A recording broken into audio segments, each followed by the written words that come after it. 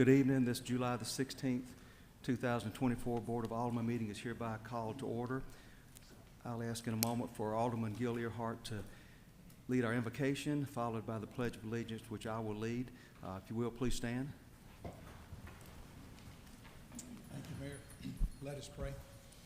Most gracious God and our Heavenly Father, we give you thanks for this day. Thank you, Lord, for the safety and prosperity of our community. Lord, I'd be reminded tonight, thank you for your grace and your mercy in protecting former President Donald Trump in that assassination attempt. Lord, I just pray that we would agree that whether we agree or not, that the violence is never a way to take care of business. And my prayer would be that you'd be on all those running for office trying to serve our communities, that you would protect them and let us disagree appropriately and appreciate the right to vote in a free nation. Lord, I pray too for the man who lost his life in that attempt and those who've been injured, that your grace and mercy would be upon them and that you would heal them. Bless this meeting tonight, Lord, for the decisions that we make, and thank you for the citizens here that are participating. And again, thank you for those who serve our city and work here. For it's in Christ's name I pray. Amen. Amen. I pledge allegiance to the flag of the United States of America and to the republic for which it stands, one nation, under God, indivisible, with liberty and justice for all. Please be seated. Ms. Stewart, would you conduct roll call, please? Aldridge. Here. Collins. Here. Dickerson. Here. Earhart. Here. Hamilton. Here. Henderson. Here. Wallace. Here. All present, so quorum established. Board, you have the minutes from our regular scheduled meeting on July the 2nd before you. You've had those a couple of days. Any questions on the minutes? Any questions on the minutes, or is there a motion to approve the minutes as is? So moved. Mr. Wallace, motion to approve. Is there a second? Second. Ms. Aldridge, second. Any discussion? All in favor? Aye. All opposed? Abstain. Minutes will show Alderman Earhart is abstaining. Continuing on the agenda, Mayor's update. You have a couple items before you, Board. One, I'd like to recognize Public Works Director Cole Fessmeyer. He attended training, and his final role as the president of the Mississippi National Natural Gas Association. He did his year as president and stepped down from the association after that. They had an outgoing reception for Mr. Fessmeyer, rightfully so. I'm sure he was a good director. We have the largest natural gas system in the state, largest municipal gas system. So Mr. Fessmeyer, if you will, just stand so we can recognize you for your service.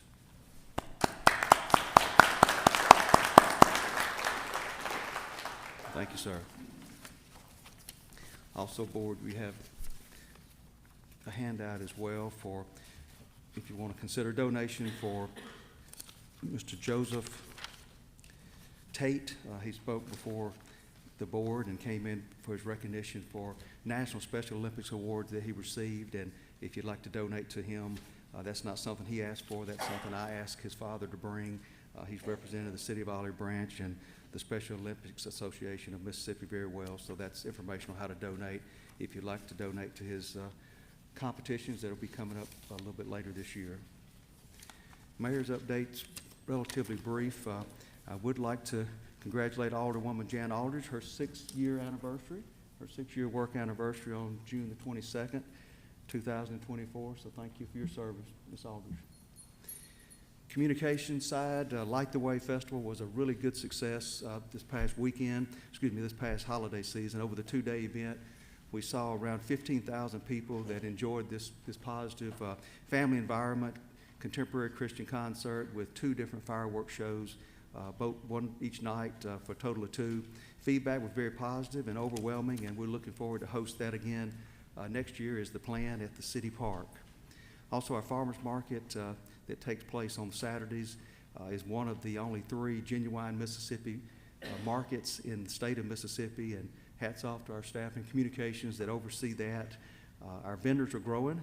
Sometimes it's hard for people to understand it's not for candles and different things, it's for homegrown products. It is a true farmer's market.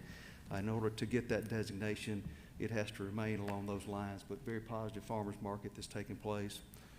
Our digital entry signage at Highway 302 and Malone Road is operational. It still has got, we have some landscaping left to do, but if you hadn't seen that digital board, you may want to drive by and look at that because it's an excellent location and very powerful. It's going to have the same message that we have on our board in Old Town and at the city park, designed to keep our citizens updated on things we have going on in the city of Olive Branch. From an HR side, we're having a community blood drive on July the 25th at City Hall from 11 a.m. to 2 p.m. Also, the Methodist Mobile Mammography Unit will be here in the City Hall parking lot on August the 2nd from 9 to 2. And open enrollment for our city employees will be on the 24th and 25th. Is when we'll begin discussions and meetings on August the 6th, rather, for open enrollment for our group insurance, health insurance for our employees. Any questions about those items covered? Hearing none, the consent agenda. Before I go to the consent agenda, we may have residents here who were interested in the application for a preliminary plat for Racetrack Hacks Crossroads subdivision. I want to go to that just momentarily. It's under Planning Commission New Business, Item 3, consideration of application for a preliminary plat for Racetracks Hacks Cross subdivision. There's been a request made by the applicant to table that plat, indefinitely. Is there a motion from a board member to table that plat for Racetrack? Ms. Aldridge motion. Is there a second? Mr. Collins second. Any discussion? All in favor? Aye. All opposed? Motion carries. Thank you. Back to consent agenda. You've had the items on the consent agenda, items 1 through 24. Any questions on those items on the consent agenda?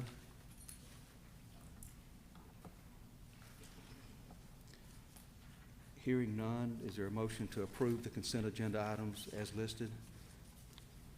So moved. Mr. Collins, motion. Second, Ms. Henderson. Any discussion? All in favor? Aye. All opposed? Motion carries.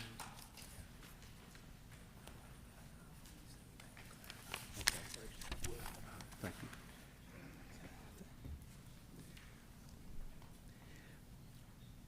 We'll go ahead and take Planning Commission old business first. Item 1, public hearing for consideration of application for a zoning map amendment submitted by Chance Walker and Ben Smith, IPD LLC, on behalf of Kelly Greenwood, AK47 LLC, property owner. The request is to rezone lots 1 and 2 of the Greenwood Place commercial subdivision to C2 Highway Commercial District. The 2.71 plus or minus acre lot 1 is currently zoned C1 Neighborhood Commercial District, and the 6.0 plus or minus acre lot 2 is currently zoned M1 Light Industrial District. The lots are intended to be used for climate-controlled storage and RV and boat parking. This property is located on the east side of Highway 305, just south of Church Road, known as 4900 Highway 305. This was set for a public hearing for tonight's date. It was set on June the 18th. Is there a staff report?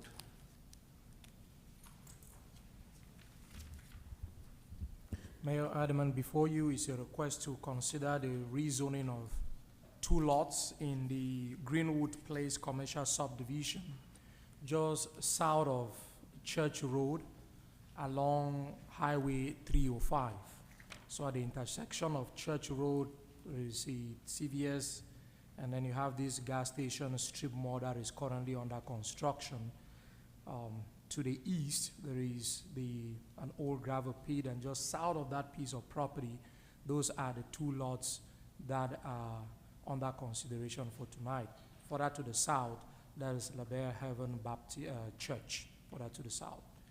So that is a general view of the subject property. Across the street, kind of southwest from those particular lots, you've got a single-family residential subdivision with Oak Grove Boulevard going into the residential area. Sweet Peas is further to the south. With respect to the current zoning, Lot 1 is currently zoned C1 Neighborhood Commercial. Lot 2 is currently zone M1 light industrial. Just a little bit of background on this. I think back in June of 2022, the Board of Aldermen rezoned this lot 2, that is currently zone M1, was then zone AR agricultural residential, just as you have the church to the south. That lot was zoned agricultural residential. It was proposed at the time for basically for storage, and the board rezoned it to M1 for that purpose. The board did not want to rezone lot 1 because you did not want to see industrial development along Highway 305. The application before you seeks to rezone lot 1, where my pointer is, from C1 to C2, which means there will not be the industrial development along Highway 305, as you had wanted not to see in 2022. Secondly, lot 2, which is zone M1, was so zoned to provide a transition between the commercial lots in the front and the more intense industrial M2 at the back of the property. So that was to provide a kind of a step-down buffer from commercial to high intense industrial land use. The application before you, as I did indicate, seeks to rezone lot 1, which is currently zone C1, from neighborhood commercial, and lot 2, which is currently zone M1, light industrial, to rezone both lots from their respective zoning districts, all to C2 highway commercial district. Lot 3, which is at this location, will remain C1. It is not part of this application. So lot 3 is not part of this application. The only 2 lots are lot 1 and lot 2. The purpose is for the construction of a climate storage facility, precisely space box mini storage. A conditional use permit is required in the C2 zoning district for mini warehouses or mini storage facilities of this sort. The applicant sought that permit from the Board of Adjustment, and the Board of Adjustment did approve that permit, subject to this rezoning. So if this rezoning does not go through, that conditional use permit is of no use, is nullified. So the approval of the conditional use permit was granted subject to this rezoning being approved. If this rezoning is not approved, then that conditional use permit has no validity. All permitted uses, if rezoned to C2, all the permitted uses in the C2 district will be permitted on this side. The uses like restaurants, retail, offices, doctors' offices, all those are uses that are permitted in the C2 district by right. Basically what you have along Goodman Road, that's really C2. And conditional uses will require approval by the Board of Adjustment. And this will be a 59,500 square feet. At the corner there you have a picture, kind of prototype picture of how the building is going to look like. And then at the back, you have ROV storage in this area, surrounded by mini storage buildings. So only this 59,500 square foot building will actually be the large, indoor climate control storage. The rest will be mini storage buildings. You also have boat storage, and then at the back you have ROV storage area. Further to the east, that is proposed to be a detention pond for stormwater management. With respect to the rezoning criteria, the first requires the board to find whether the original zoning classification of the property was a mistake. As I did explain, this was rezoned in 2022. The applicant does not contend that the C1 for Lot 1 or this M1 for Lot 2 zoning districts are existing error, and staff does not find from history that those zoning classifications are mistakes. The second criteria warrants the board to examine whether the character of the neighborhood has changed to such an extent to justify the proposed rezoning. Beginning with Lot 1, that is neighborhood commercial district. And then Lot 2, that is Light Industrial District, M1. Within this particular area, in the past, about the past 3 years in particular, there has been an increased commercial activity. Further to the north, for example, you have the Cascade, that is pure, very commercial intensive development, although it can also be looked at as mixed use. And then at this intersection of Church and Highway 305, you have this strip mall under construction, gas station, offices, and so on, that are really characteristic of C2 highway commercial development, although that is part of the Trinity Park PUD. But the development character at that particular intersection is highway commercial by nature. Sweet Peas to the south, which is a restaurant, those are also the type of uses that are permitted or are common in the C2 highway commercial district. As such, one could say, based on the development of the Cascade, based on the development of this strip mall gas station location, that this area, north of the Bay Haven Baptist Church has become more and more commercial, at least in the last 5 years. The question as to whether the public need exists for this rezoning. The future land use map designates the property, both Lot 1 and Lot 2, as neighborhood commercial. The storage facility, one can argue, is a use that has neighborhood commercial value in the sense that folks that are resident around the area can use that particular facility for storage. So it has neighborhood commercial value. It's not detrimental to the very character of neighborhoods. It's usually, often they are used as transitional between more intensive or industrial uses and residential areas, because really what they create is dead space, if I can put it that way. You really don't have much traffic going in and out. It's not noisy, so it's more fitting for a residential area and can serve as a good buffer between residential and more intensive commercial uses. As such, the proposed rezoning aligns with the future land use map designation of the property. The Planning Commission at its meeting on June 18 did review this application and unanimously by the vote of 6-0 recommended approval of the rezoning of both lots, that is Lot 1 from C1 to C2 and Lot 2 from M1 to C2, upon finding that the character of the area has increasingly become commercial and that a public need exists for this rezoning. That concludes staff's presentation. Thank you. Does the board have any questions on the staff report?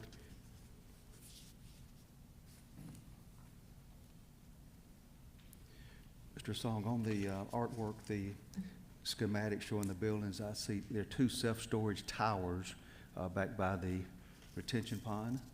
What type of towers are those referring to? It might be best answered by the applicant, but I see towers. I'm trying to figure out what that is.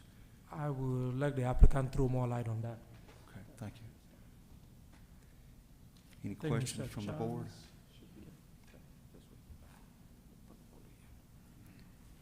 Does the applicant have anything else to add to this presentation? Good evening, Mayor and Board. Chance Walker, IPD Engineering, 8180 Airways Boulevard, South Haven. The towers are just an architectural feature. They won't be any taller than the actual main unit itself. It's just an architectural feature on the corners. Anything else to add beyond that? Mayor, I have a question of the applicant, if I might. No. I'm assuming that this is a franchise, a storage box or storage space? Is that the name? Space box, yes, sir. Space box, okay. I had the tree in it. I could, so also, you will have some kind of design control. It'll look like this. You'll have some architectural control from the franchisee, or in other words, this is kind of what we see here is what we will get in terms of look and design. In a sense, yes, but we will abide by the city ordinances and their design ordinance. It will mold to whatever the city olive branch requires. That building is the rendering for this site. We did recently do one in Horn Lake off of Goodman, that can be seen, and it's essentially identical to that building, that you see on your screen. Okay. I want to make sure we did get a lot of metal facade and things up front. I mean, it looks nice, and I think that's acceptable. I just wanted to make sure. Right. Thank you. Other questions from the board?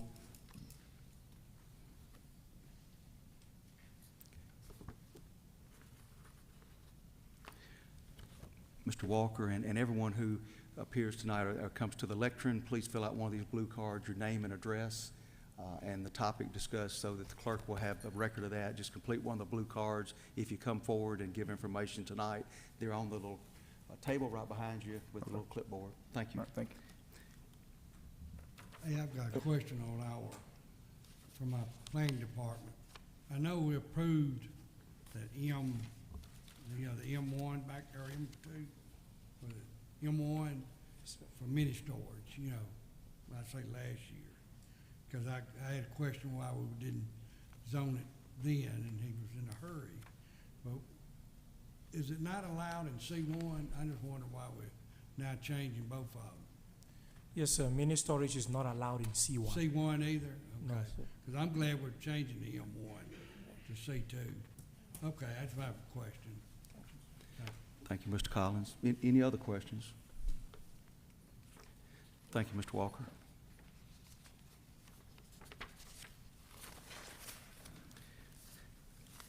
This is a public hearing.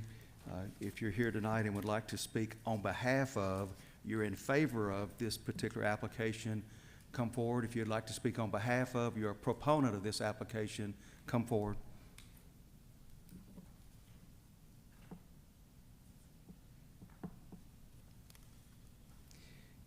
If you would like to speak in opposition, you oppose this application, come forward.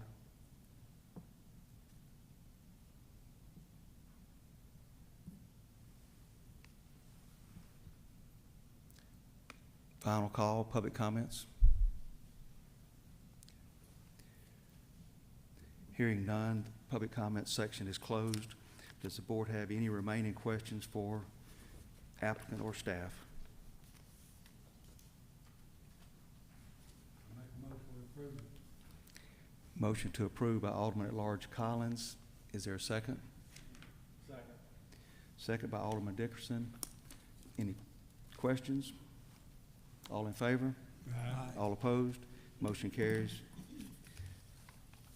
Item 2, public hearing for consideration of an application for a zoning map amendment submitted by Darrell Brown on behalf of Streets of Hope property owner.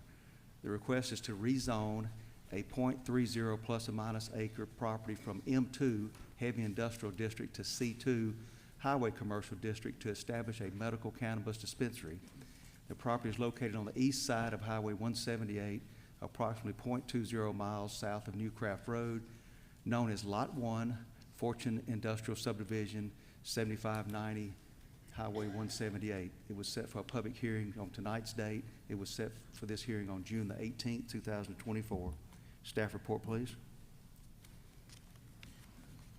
Mayor Alderman, before you is a request to consider the rezoning of a very small piece of property, just 0.3 acres, it's not even up to an acre, that is currently zone M2, high impact industrial district, heavy industrial district, to C2 highway commercial district. This is the property under consideration along Highway 178. So if you came up on Crav Road, got to the intersection of 78 and Crav Road, made a right at that intersection, there is this piece of property that is used for the sale of double wides, and if you just continue further south on that road, Highway 178, you get to this particular piece of property. It has a building on it, a brick building, shown there on your slide, but the building is currently vacant, it's not being used for anything at this time. I think sometime in the past, it was used for Your Way Freight LLC office. I think that's what existed there, but it's currently vacant. The applicant proposes to use that particular piece of property for sale of medicinal cannabis. as dictated by state law. The property was annexed into the city back in 1990. As I did indicate, it's a vacant building. Utilities are all available. It is currently Zone M2, Heavy Industrial District. If you look at the layout of zoning in this particular area, Highway 178 kind of separates residential, shown there in yellow, R2 zoning, to the south and west, and then you have the C2 zoning across the street to the south, and then everything to the north is Zone M2, Heavy Industrial District. That Heavy Industrial District was put there really because of the railway you have at the back. But this property, as you see, does not go right up to the railway. It's a very small piece of property that you can have any kind of industrial development in there that will be of any benefit or will need railway services. It's really slim. The applicant proposes, therefore, to rezone this particular property to C2 Highway Commercial District, which will basically be the same district you have to the south. So these will become red, just as you have to the south. With respect to the 3 rezoning criteria, the first requires the board to find whether the original zoning classification for the property is a mistake. So I did indicate it is not a mistake. This was rezoned, was Zone M2 precisely because of the railway at the back at the time. With respect to whether there have been changes in the character of the area to warrant the rezoning of this property from M2 to C2. A number of things have happened in this particular area with respect to commercial uses. For example, right at the intersection of New Craft Road and Highway 178, there is this vacant piece of property which to the back you have the power station. That property is also Zone M2, but we have a development plan for this particular site that has been submitted for a truck stop at this location, which is permitted. It was submitted before the zoning ordinance was changed to require those uses to become conditional uses. So that will be a commercial use at that particular location. Directly beside it, you have the retail of double whites. That is also a commercial activity that is going on that side. If you go further to the south, you have this Illusions indoor facility, which is both commercial and industrial. If you continue down on Highway 178, coming towards downtown, Old Town, you have a lot of commercial developments, buildings that have been renovated. That's something great for the city. Sergio, for example, left Old Town and went to this particular area. That's an auto repair shop. You've got restaurants in this particular area. You've got offices. You've got churches that have all been built. So this corridor to the north of the northern side of Highway 178, where this property is located, has really become more commercial, so to speak, the smaller lots. The larger lots have generally remained industrial, but the smaller lots have become more commercial in character. With respect to whether a public need exists, the future land use map designates, and this really was done following the nature of the lots in this particular area. If you look at all the lots that are small in size, they were all designated as highway commercial corridor. The larger lots, those were the ones that were maintained as industrial distribution.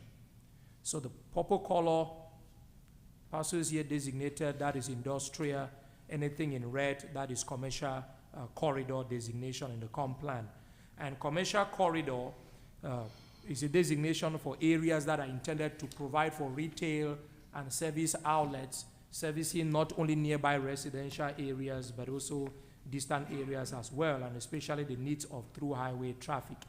The retail of medical cannabis, or the use of this site as medical cannabis, is essentially a retail service of that particular product. The Planning Commission at its meeting on June 11, by a vote of unanimous vote of 6-0, recommended approval upon finding that the character of the area has increasingly become commercial north of Highway 178, and that the proposed rezoning aligns with the comprehensive plan, and as such, the public need criteria is met. That concludes staff's presentation. Thank you. Thank you, Mr. Song. Board, any questions on this staff report just presented?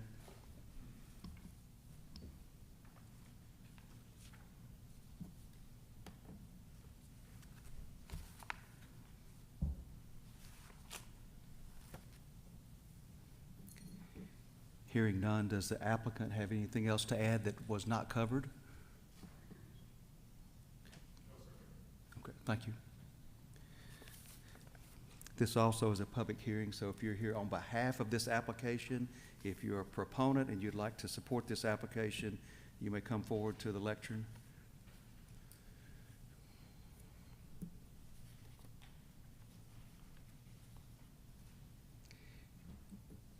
If you are here in opposition to this application, you'd like to speak in opposition, you're opposed to it, please come forward to the lectern.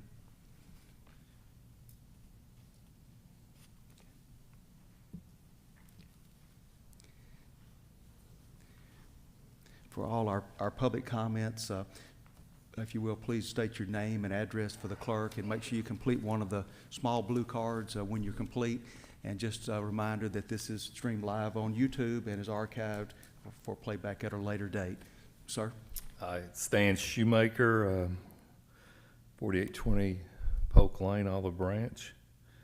And if I recall correctly, when the city of Olive Branch decided to allow medical marijuana into the city, I was thinking it was out in a medical district. I know we have two of these shops now out towards North Central and Rancho Grande. So my concern is, are we going to spread it out all over the city now?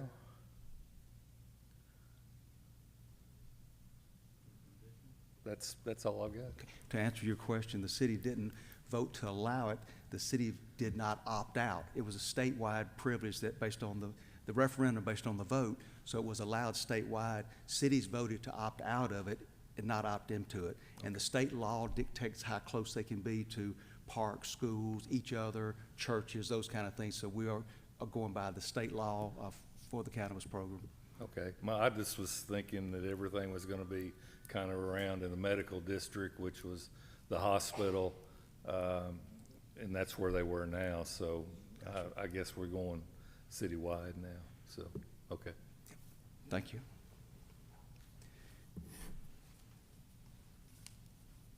Anyone else to speak in opposition of this application?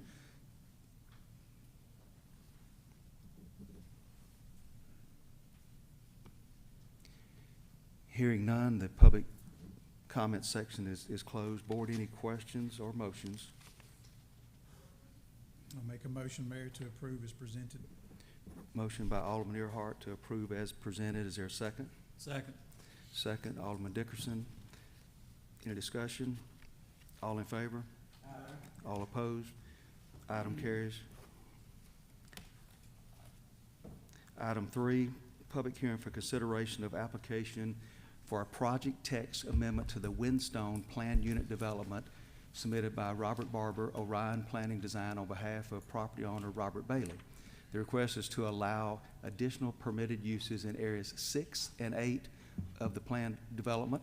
The subject property is located on the north side of Highway 302 on both the east and west sides of Windstone Boulevard. This was set for a public hearing at today's date on June the 18th for tonight's hearing.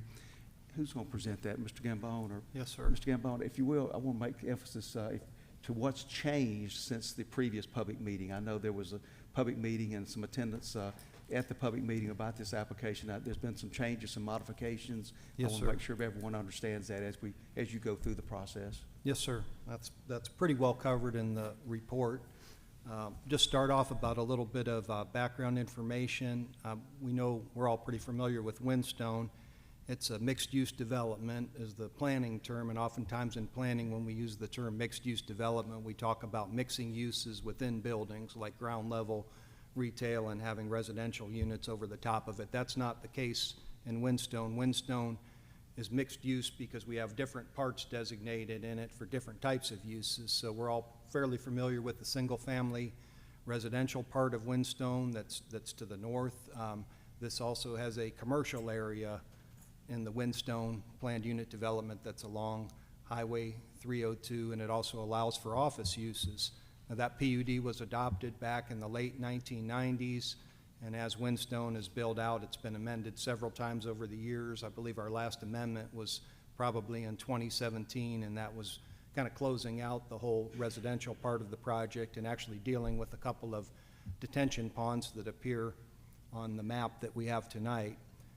We have a couple of areas that are identified in the master plan and project text that are the subject properties for tonight.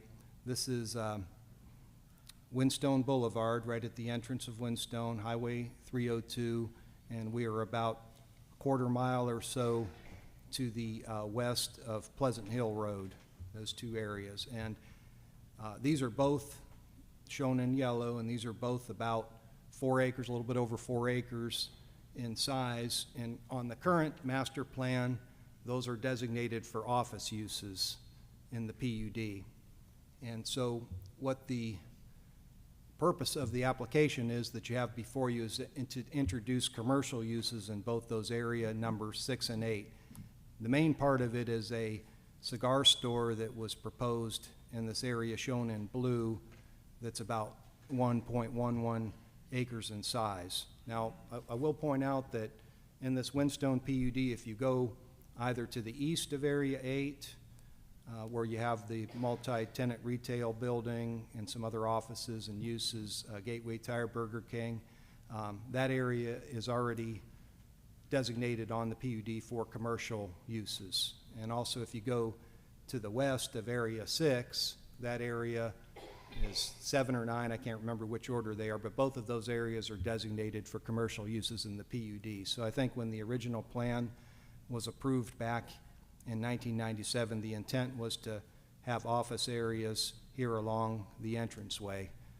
There's one building that's currently in there. Of course, we have the entrance features and the detention ponds that you can see. There's one office building. It's about 8,000 square feet, 2-story office building, and it has, records show that it was built, I believe, back in 2007. So as far as what's in Area 6 and Area 8, they're vacant with the exception of that one office building.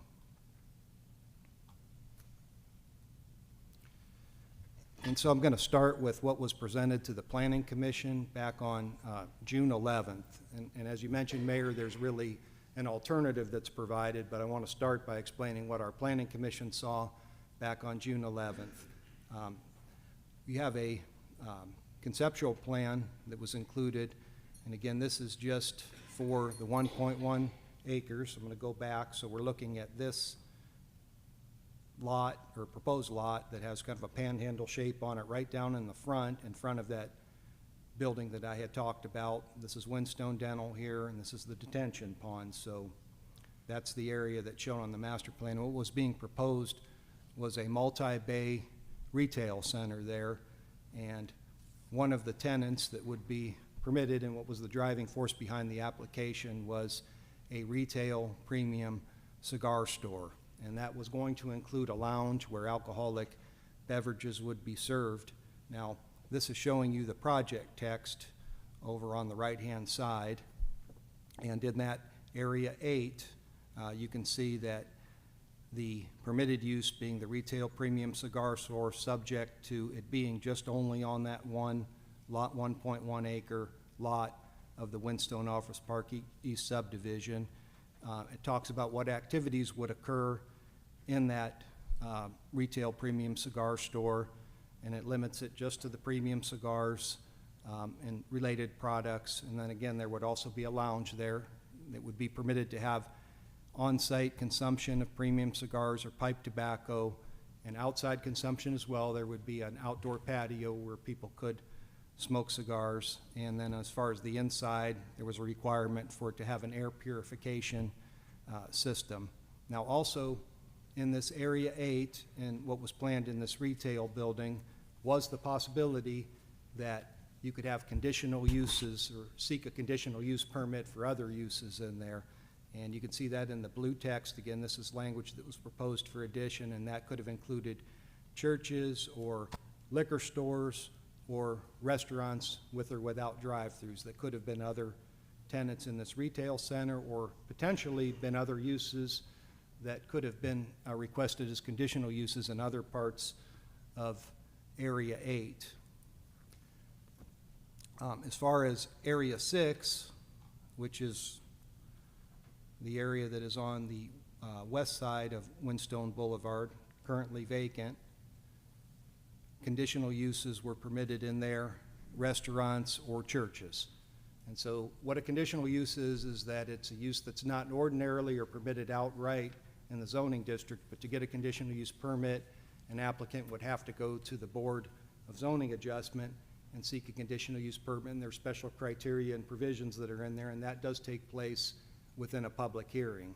So those uses, if they were to be permitted as conditional ones, would have to go through a separate process through the conditional use permit process through our Board of Adjustment. Our Planning Commission reviewed this on June 11th, as I said, and 7 residents spoke in opposition.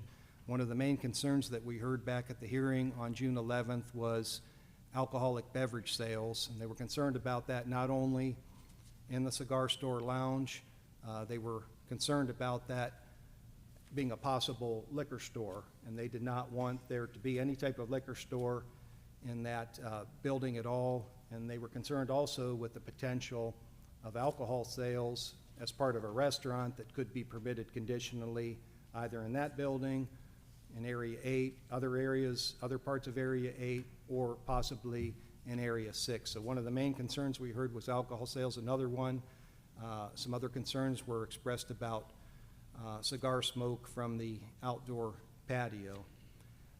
Based on the concerns that were expressed at that meeting, our Planning Commission, by a unanimous 6-0 vote, did pass a motion recommending denial, and they cited the opinion that having those types of uses would be out of character with the office designated area in the Windstone PUD.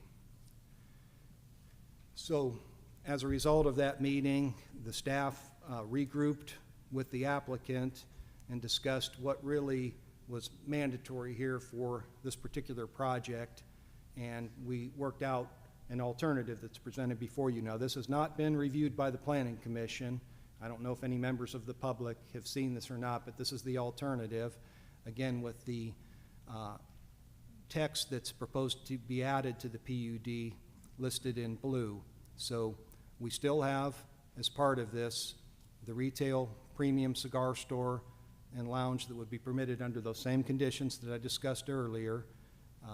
Here we have clarified the language that states that it would be available to have the sale of alcoholic beverages in there. Again, you still have the on-site consumption of the premium cigars, air purification system, and the outdoor patio. However, in that retail building, you would only have, it would be limited again to this 1.1 acre area, and if you had a restaurant or retail sales in that building, it could not include a liquor store. That would be specifically excluded. And then it would also permit restaurants as part of that retail building, but they could not be standalone, and they would not be able to serve any type of alcoholic beverage. So it specifically states in there that it would no beer, wine, or liquor sales. So basically, the amendment now has been limited to only this 1.11 acre area or area lot of Area 8. No longer includes the balance of Area 8 or Area 6. They've been completely excluded from the proposed amendment in this alternative, and we're limiting the potential alcohol sales within that multi-bay retail building to only the cigar store lounge. So there'd be no liquor store, or even if there was a restaurant in there, it would not be permitted to have any type of liquor sales.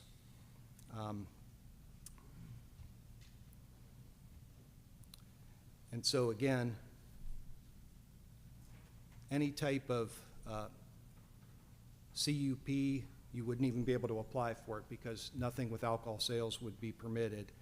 Again, only limited to the cigar lounge in the Spring Street Cigars building. Now, when we went through the Planning Commission, this was kind of like a bottom line. And Mr. Higgins will probably speak tonight on behalf of his application. He's the owner of Spring Street Cigars. But during the Planning Commission meeting, he expressed that about 90% of his sales were cigars versus 10% alcoholic beverage sales, but he did state at the Planning Commission meeting that the alcohol sales are an integral part of the business. So what we've tried to do in this amendment is to basically limit the scope down as tightly as we possibly could. I'd be happy to answer any questions that the board has on either the original proposal from the Planning Commission or the alternative. Mr. Gambone, I'm going to call on Mr. Dye, attorney for the board, for input. Just have one thing to mention to the board. The request is to amend the project text, and while that is not a rezoning in the traditional sense, in that the property is zone PUD today and would remain zone PUD if the board were to approve the application tonight, the move is from the office and service type uses that are currently allowed on the subject property to a commercial type use. And so to that extent, the change in public need criteria that are applicable to a rezoning hearing are applicable to this analysis as well. So just wanted to remind the board of that. As the board hears the evidence that's presented, the board should review that through that traditional change in the area of public need criteria. One point that I did want to make to Brian's point is that, you know, this has been designated this way for office uses. Since 1997, we've only had the development of one office building in this section since that time. So office use doesn't appear to be something that's been very strong in the marketplace, at least at this location. So that could be considered with respect to meeting the public need criteria. And then the only other thing I should mention is that we are about 400 feet away in terms of potential cigar smoke wafting over from wherever the outdoor patio would be to the backyard of the nearest resident. So it's pretty good distance there with respect to the possibility of any cigar smoke being detected by anybody's backyard. Mr. Gambone, I know this is just the PUD request to be changed here. It's not deeper, but is it known at this point where the outdoor patio will be for this facility, or has that not been submitted yet? No, sir, it's not part of the submission. I think that the applicant's position is they would like to see if they could get approved for the use first and then move to the next step toward building design. Okay, thank you. Does the board have any questions on this staff report? I would like a quick clarification on something. So lot 6, which is the westernmost lot, if I read the CUP permitted CUP uses and not, in theory, I don't have a problem with alcohol in a restaurant or a store like this if it's sold, but you mean to tell me someone wanted to put a nice Italian restaurant or steakhouse in Area 6, no alcoholic sales will be allowed there, if I read that right? That's per the alternative. Okay. Again, the original one that the Planning Commission heard, that would have been permitted, but it would have required a conditional use permit. And that's the same way as it is in the areas, the commercial areas that are to the east and the west of what's shown on the map, is that to do a restaurant in any of those areas, it does require a conditional use permit. If it's available to be changed now, what's to keep it from being changed later? I mean, we can lock it out, basically, is what you're saying, but you could just come back and ask for a reprieve, so to speak, and get it changed again, right? Yes, sir. I mean, any of these these project texts are subject to an applicant coming in and requesting a change. It would take board approval to do that, correct? Board approval. Yeah. Yes, sir. Additional questions? I have some questions for the applicant. Does the applicant please come forward?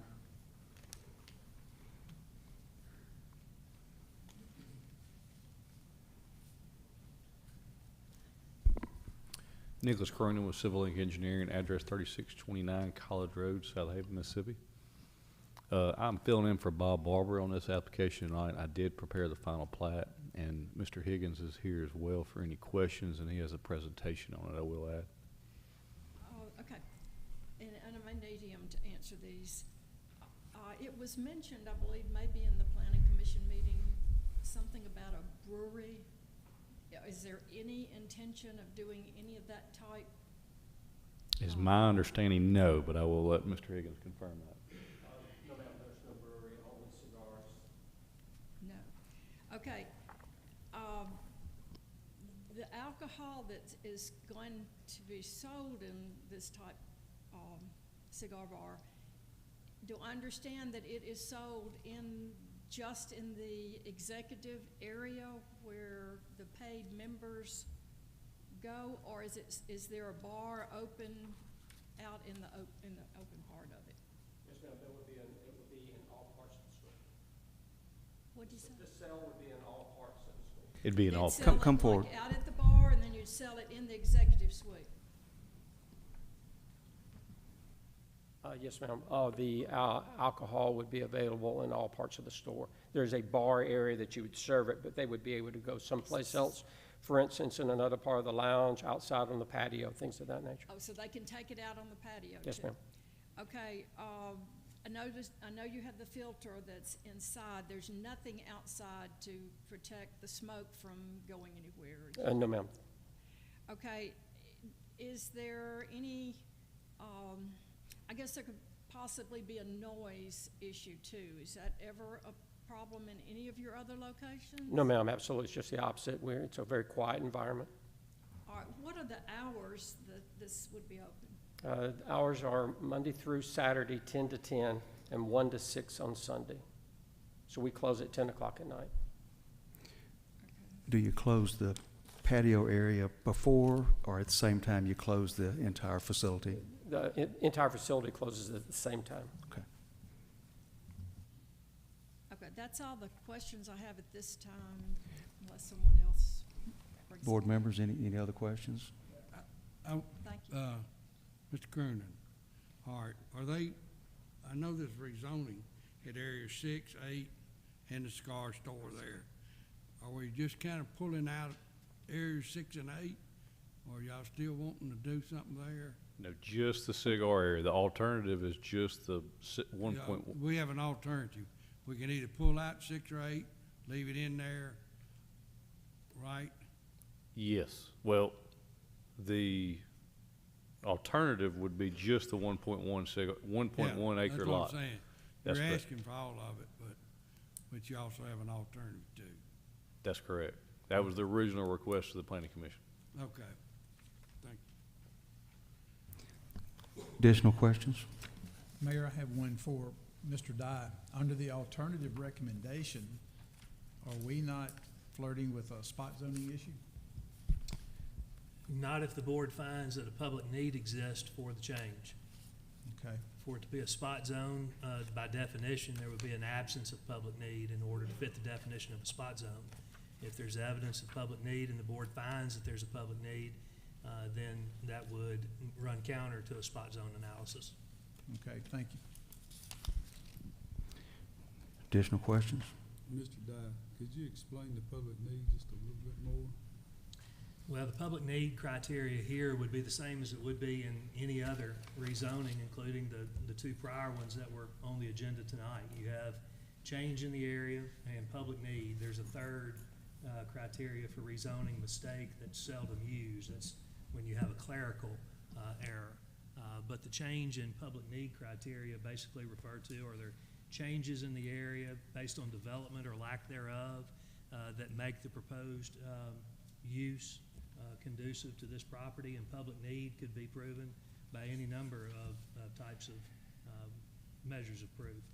The staff report speaks to some of those on page 3. The public may speak to either the presence or the absence of public need, and the board just undertakes that analysis with respect to this project text amendment the same as it would in a standard rezoning. The future land use map designation for the property is neighborhood commercial, so it's, either way is fine, it's permissible.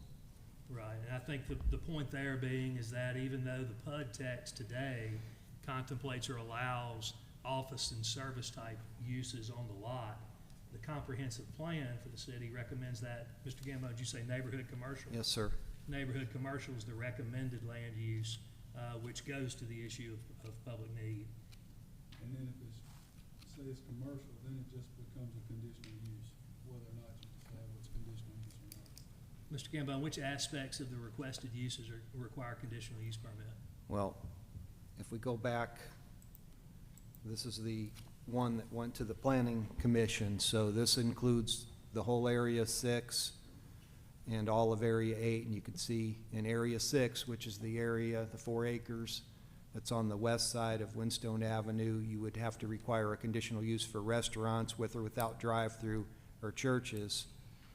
And then for area 8, which is the area, the 4 acres that's east of Windstone Boulevard, same churches, restaurants with or without drive-through, and liquor stores. Okay, I have another question for planning staff.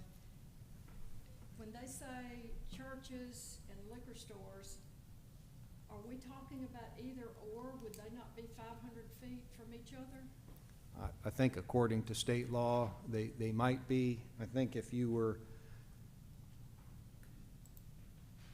looking at this, technically speaking, if you were to approve the original application, you could possibly do a church up in this area and maybe one down here, and you still could possibly meet any type of distance requirements. Certainly over here, if you got up into this area, you could meet a 500-foot distance requirement.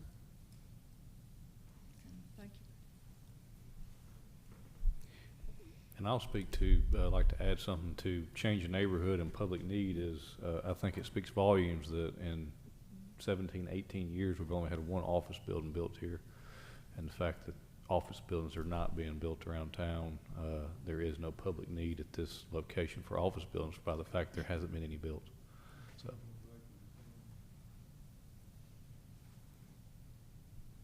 Does the applicant have anything else to add?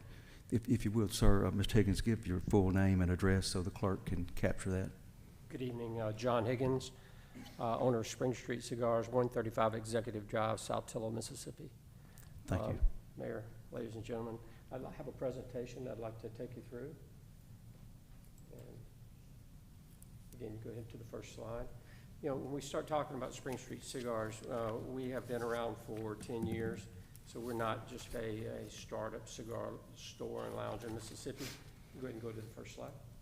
We're actually the largest cigar store in Mississippi in Tupelo, and we're actually the largest cigar company in the Southeast United States. We were founded in 2014. Currently we have 10 locations: Tupelo, Oxford, Boonville, South Haven, Starkville, Meridian, Kosciuszko, Jackson, Tennessee, Hattiesburg, and South Tillow, which is where our warehouse. I know that's a lot, but it's kind of fun to see all the names since we built them all in the last 6 years. We currently have 3 underway. Obviously, we're talking about Olive Branch today. We started construction actually on our Corinth store this month, and we just started construction on our Jackson, Mississippi store this month as well. It'll be the largest cigar store, hopefully, in the Southeast United States. It's going to be upwards of 6,000 square feet. This is a map showing our locations all the way from Jackson, Tennessee, down to Hattiesburg. Okay. Again, what's our focus? I mean, we only do premium hand-rolled cigars. It's 90% of our sales. The other things are the other 10% is going to be things like pipes and pipe tobacco, alcohol, hard goods that you use to either cut your cigars or light your cigars. We provide both private and public cigar lounges, so we have private memberships available, and those just tend to be a nicer part of the stores that you can have some privacy for meetings or for working during the day. We have a very professional environment. Talked about noise earlier. We don't have a noise problem because we have a very low-key environment in our cigar stores. We play very low music. TVs are always muted or either very, very low. Our clientele is not there to have a lot of noise. They're there to enjoy a cigar. We do a lot of work around educating around cigars. How are cigars made? Why are they, a natural product? Where are they made at? Things of that nature. We do a lot of state and local involvement in terms of charity activities, giving back to the community, being involved in downtown Main Street associations, giving back to things such as Boy Scouts and Wise for Warriors, things of that nature. Okay. What's a premium hand-rolled cigar? It takes 3 parts. There's a filler, there's a binder, and a wrapper. There's 3 to 9 different types of tobacco in that could be grown all over the world. The main production regions are going to be Honduras, Nicaragua, and the Dominican Republic. That's where the majority of our cigars come from. The minimum age of a cigar is going to be 5 years, but cigars can be up to 20 years old. Only natural tobacco is used in the cigar. There are no additives, 0 additives. And they're all 100% rolled by hand. Okay? I'm just going to give you some idea of what our stores look like so you can get an idea of what the environment might be like in Olive Branch. Each one of our stores is unique and designed with a unique design criteria. For instance, this is our Tupelo store. You think you're on the French Quarter in New Orleans. You can see on the left is a members lounge, on the right is a humidor, which is where we store our cigars. That humidor itself is 1,000 square feet. Okay? This is actually our South Haven store. Our plans are actually to relocate the South Haven store to Olive Branch. So our idea is to use this location to relocate. We're in a building currently that's a multi-store building, and we're the only retail in that building. So we don't really fit in the building, so we want to get to an area that's more applicable to our retail environment. This is a Starkville store. On the left is actually our brewery in Starkville. On the right is the Oxford store. This might have been the question that came up earlier. As I mentioned earlier, every store has something unique. Starkville has a microbrewery. We don't have that in any other store, nor would it be in Olive Branch. Okay. This is what our Tupelo store looks like. It was built in 1924. This is downtown Oxford, right off the square. This is actually South Haven. This would be the store that would be moving to Olive Branch. This is Starkville. This is where the microbrewery is at. Actually, we're beside the courthouse and city hall there.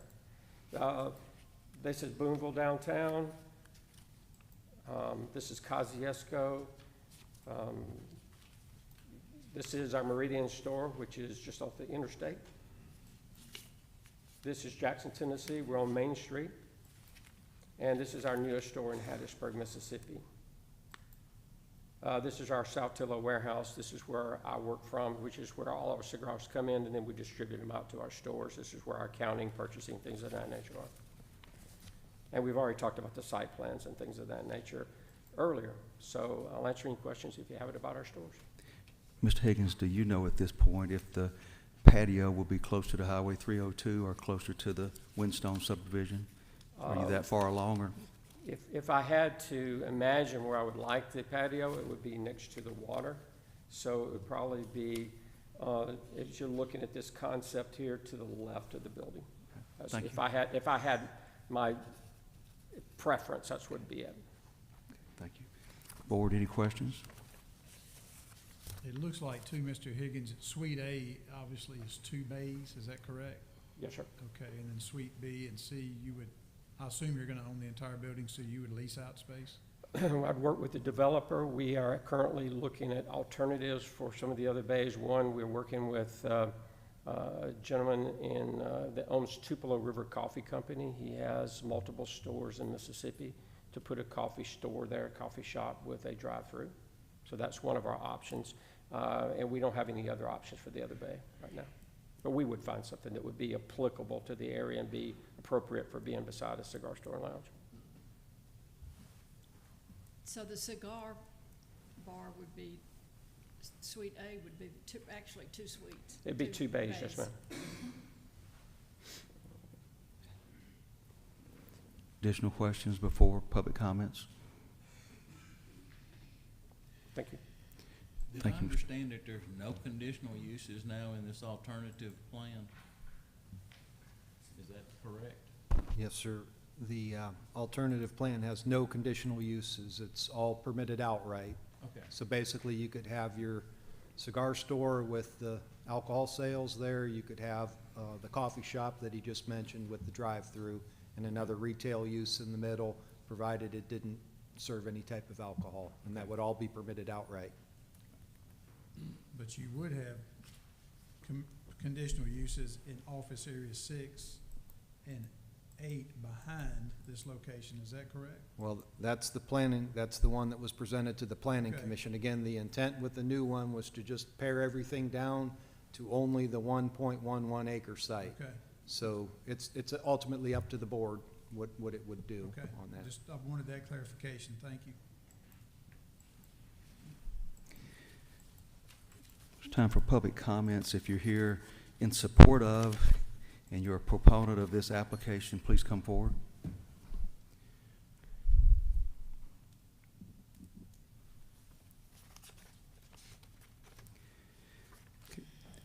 For our public comments section, ask you to limit your comments to 3 minutes. The clerk, Ms. Stewart, will set the timer to let you know when 3 minutes is up.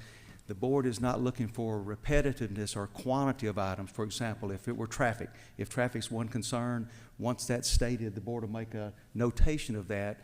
We don't need traffic said 4 or 5 times. We want you to have all time you need to give us your information, but at the same time, repeating something is really probably not a good use of your time or the board's time. Once they hear it, then they'll go forward and list that as an item that you're concerned about.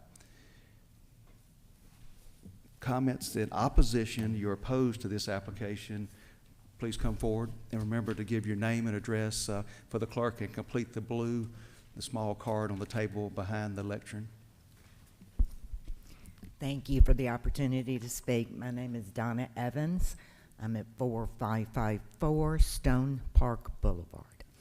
I moved in Windstone in 2006 knowing it was a PUD, but understanding that what would be allowed would be professional buildings, doctor's office, dentist office, etc. Okay, public service. Well, I was happy. I thought maybe my dentist would move down or I'd have a branch in my bank. So it was always designed for all of us who have been there that this is going to be businesses that are typically 8, 9 a.m.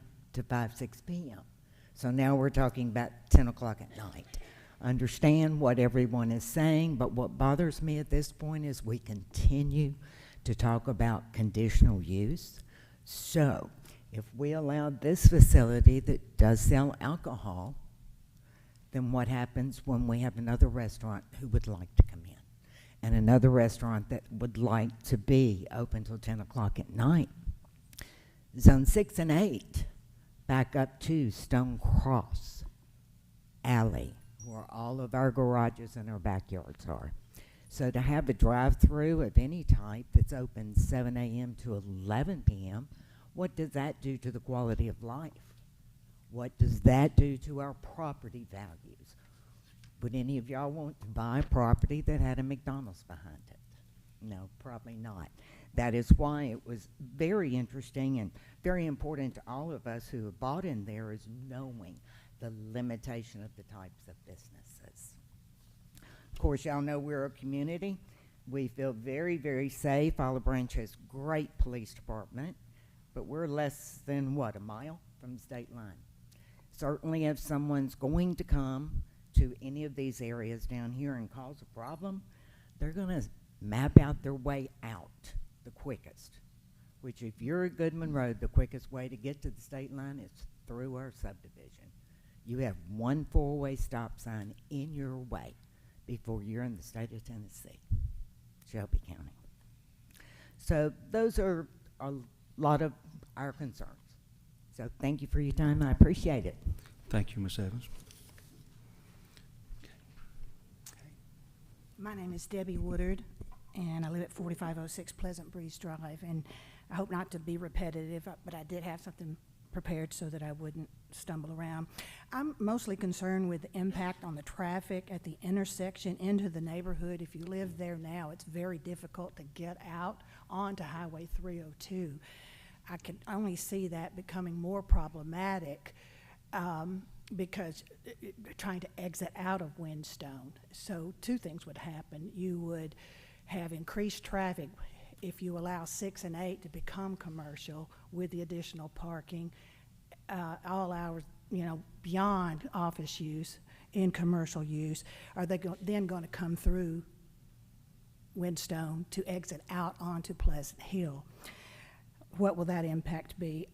There is definitely a significant difference between office and medical use and retail restaurant use, both in terms of traffic, refuse, trash removal, rodents, the hours of operation. And when you're butting behind a residential neighborhood, that's an impact. we clearly have commercial that's further or closer to Pleasant Hill. That was there when we bought. We knew it was going to be there. And so to consider now what we all purchased, thinking it was going to be medical or office use, and for that to be reconsidered as commercial is problematic to me as a homeowner. Is that going to change my property value?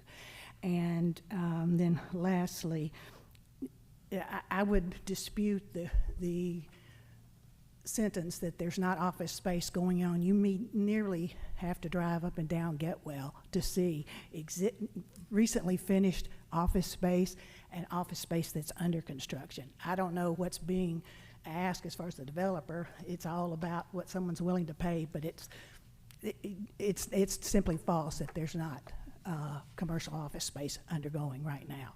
Thank you for your time. Thank you, Ms. Woodard. Board, so far we've had comments on change in the PUD since move-in, property value of homes, persons concerned that it may devalue their property some, close proximity to the Tennessee state line, traffic into the neighborhood and traffic to Highway 302, office or medical use being changed to restaurant and retail use, and the belief that office space is still needed. Yes, ma'am. Thank you. I appreciate you giving us the opportunity to speak our mind tonight. My name is Debbie Hathorn. I live at 4775 Stone Park Boulevard. So we get a lot of the traffic like that you were talking about. The only difference things that I can tell you that I didn't tell the planning committee is that between this time, I've done some investigation on this business myself. I've looked at all of your other businesses, and I didn't find the first one that was at the back steps of a residential area and at the front steps of a church. I go to Longview Heights Baptist Church across the street, and it's my understanding that your parking lot in your driveway is just an extension of what your business is. I don't think this cigar store / brewery is farther away than the 400 feet. If you consider where they're talking about coming in on the Windstone Boulevard, you cross right across Goodman and go right into my church. So I don't think that it really should be there. I still oppose this greatly. I think this company is gearing their business toward the male gender. I have a question. Why don't you go where the male gender go? Why don't you go to a country club, to the golf course? When the guys finish playing a round of golf, sit and have their little cigar and have their beer and be happy, but don't bring it to my residential area. Please don't do that. I do have concerns about the safety, about our children walking the streets. We're like a little Mayberry there. I'm older. My husband and I have to walk for exercise after the sun goes down when it gets cooler. I've never met anybody that goes to a bar and has one beer. And then are they going to be cutting through our subdivision trying to get out of there, trying to avoid getting out on the 302? They're going to come and try to go out Pleasant Hill. So just please listen to our hearts, and that we don't want to expose our children to this. We don't want a bar. I laughed after the last one. I said, my great-grandbaby comes to see me all the time, and I can take one of her poopy diapers and I can wrap it up in a box and put some pretty paper and a pretty bow on it, but it's still a poopy diaper. And you can look at all of these expensive sofas and this humidor that's got all these brass things in it, and it looks very impressive, but at the end of the day, it's still a bar. And I'm highly opposed to it being in our neighborhood. And I hope you'll take that under advisement. Thank you. Next. My name is Richard L. Todd. I live at 4799 Stone Park Boulevard. One thing, is Windstone is a group of people. We're a family, and all of us, it's the best neighborhood I've ever been associated with in my life. Everybody loves everybody. You do stuff for everybody. Everybody knows when somebody's sick or somebody needs something, and you just really are concerned about the alcohol and cigars. But my wife and I have the 2-year-old Sunday school class directly across the street at Longview Baptist Church, which I understand is the largest church in DeSoto, in Olive Branch. Brown Missionary Baptist is bigger in South Haven, but we teach our children and all, and I have lots of knowledge of what alcohol does to someone through family members and stuff, and it, like Debbie said, it's not one drink, it's a disease, and you don't know you're an alcoholic till you take that first drink. Billy Graham always said. But I would really appreciate y'all, and if you just consider that this whole subdivision is sticking together, and we do not want this. We do not want this to be changed from an office to come into our neighborhood and cause all this trouble. Thank you. Thank you. Board, since I read you the first list, we have traffic concerns again, and this is, don't want this in a residential area or near the church. It is a male-gendered business in the wrong area, safety of the children, and nobody has only one drink at a bar. Don't expose the children to this. Continuing on, this is a family neighborhood. Alcohol and cigars are concerned, alcoholism's a concern, and don't change this from office. Sir? Mr. Mayor, Aldermen, thank you for this opportunity. There's two different issues going on. They've touched on most of them, but I'd just like to go back and say that I am one of the original ones that moved into the subdivision. Before my wife and I Could we get your name and address for the clerk, please? George Hammond, 4788 Stonecross. Thank you.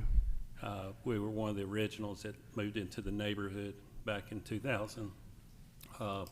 Before we moved in, that was one of the things that I questioned about as far as the development, was what kind of commercial was this going to be? And they did say that it was going to be like office buildings, and that was a deciding factor for my wife and I to decide to invest hard-earned money into our subdivision and become residents of Olive Branch since 2000.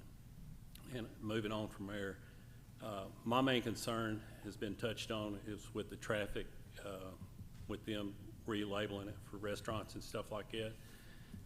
Some of the things that was not said, places like Corky's, Mugshots, Jason's Deli, these places have occupancies of 200 plus people. And if you go around the city of Olive Branch, you'll notice that most of these establishments are not at the entrance of the subdivision. These roads were never meant or designed for heavy traffic use. Can you imagine putting a Mugshots, a Corky's, or something like that inside the front of our entrance of our subdivision? And that's all I'm going to say about that because they've already touched on that. But going back to the tobacco store, y'all have got a real pretty picture of what the owner of the tobacco business wanted you to see.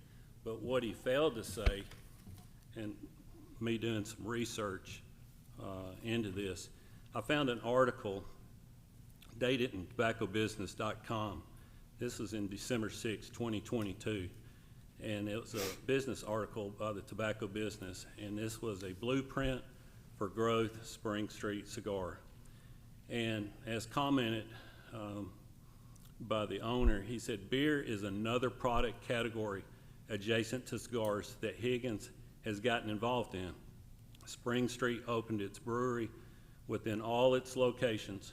Combining the world of cigars and beer made sense to Higgins, and it seems to have also resonated with Spring Street Cigars customers who have made it in Starkville, Mississippi, and other destinations.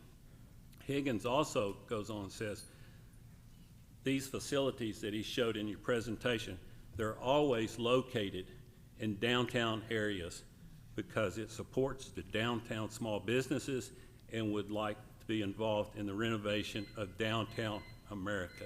30 seconds. You may continue for 30 seconds, sir. Okay. Go ahead.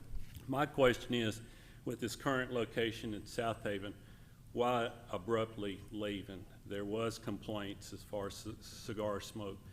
Me being a professional retired firefighter for 28 years and an expert in fire and smoke and background with the degree and everything, there's a thing called smoke inversion.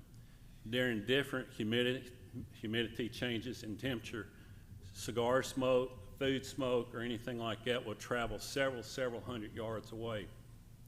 Being a firefighter in Memphis, we used to make fires every week. And we could usually tell if it was electrical, food on the stove, or grass, several blocks before we even got there. And it was because it was that process called smoke inversion. Remember that. Thank you for your time. Thank you. Anyone else? Come forward, sir. My name is Dean Gardner. Thank you for letting me come up here. I live at 4796 Stone Cross Drive. I'm a cigar smoker, and I've been in a lot of cigar stores, and I've been in a lot of places that let you sit in there and drink and smoke, and I've never really had a good experience at a place where you sit down in an enclosed environment and breathe other people's smoke and try to carry on a conversation and have a decent drink. So it's not a practical place to be, and the thing that concerns me is the products. They're saying that they're going to only sell rolled cigars. I've never been in a cigar store that didn't sell other kinds of cigars. And usually they have vaping material and pipes and everything else in them. And I don't believe that that's what we need in our neighborhood. I'm an old retired guy, and I don't want to put up with a bunch of garbage that I put up with in other places that I've lived in my life. I left Countrywood in Tennessee, in Memphis, because that whole area started going downhill. You get one bad seed, and eventually you're going to get some more. I'm just violently opposed to this because of the little children in our neighborhood. I don't believe they have to put up with this as a growing station of their life. That's all I've got to say. Thank you. Thank you. Since the last information board, we've heard office buildings. When I moved in again, do not want it changed. Traffic, we've heard again. Should not relabel this to a restaurant area, not at the entrance of the subdivision. And why is this company leaving South Haven? And we also heard about smoke inversion. We also heard about from a cigar smoker, he's had no good experience in a place like this. It's not a practical place to be, and he don't want to end up with garbage like he left. One bad seed can ruin it all, and he's concerned about the children in the neighborhood. Please. Good evening, by the way.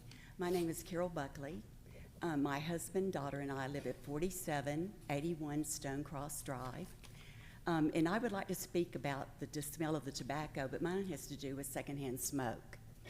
I'm assuming that Mr. Higgins must have anticipated that there would be concerns about the smoke, because on his application, he says, although the proposed cigar lounge will be approximately 500 feet from the nearest residential dwelling, the applicant has proposed additional use conditions to mitigate any concerns regarding odors, such as designated smoking areas and air purification systems.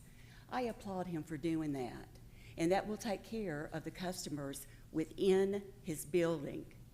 It will do nothing to mitigate the smoke of the people that are smoking on the patios.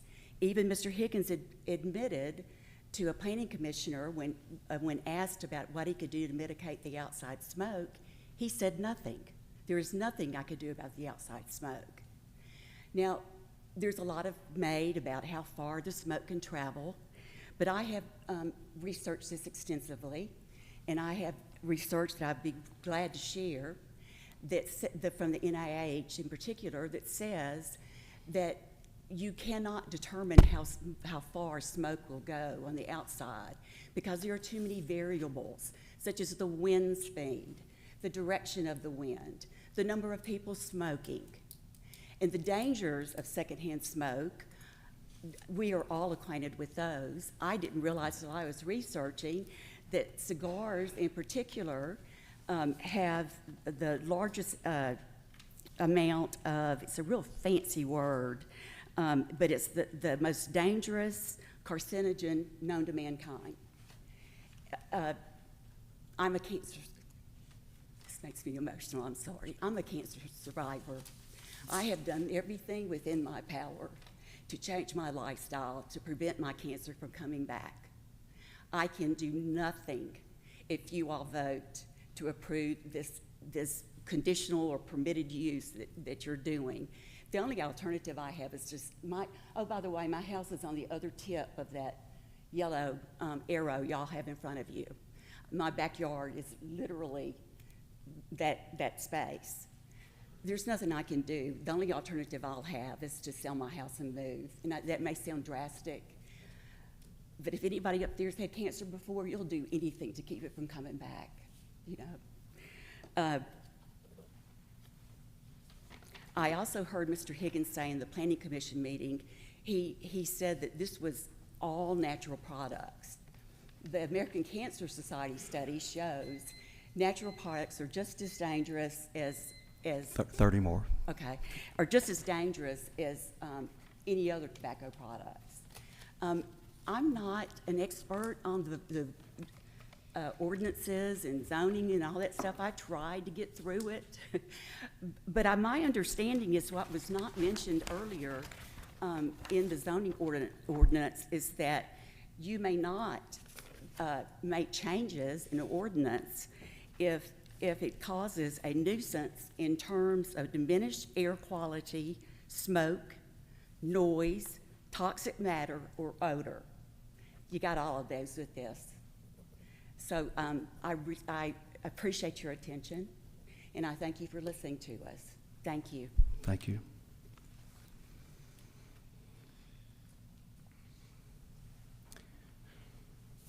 My name is Brenda Lofton, and I live at 7285 Wind Park West.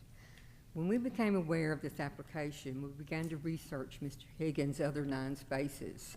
His stores are beautiful and located in prime locations, but the one thing his locations have in common is there are no identifiable single-unit residential neighborhoods nearby.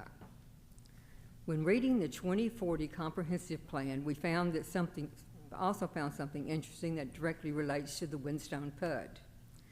This very first picture in the document, which is located on page 3, is a picture of the homes on Stone Ridge Drive and Stone Grove Drive located in Windstone. The caption below it says, "Olive Branch, one of America's most livable cities." This same picture is again found on page 54 as an example of a suburban neighborhood.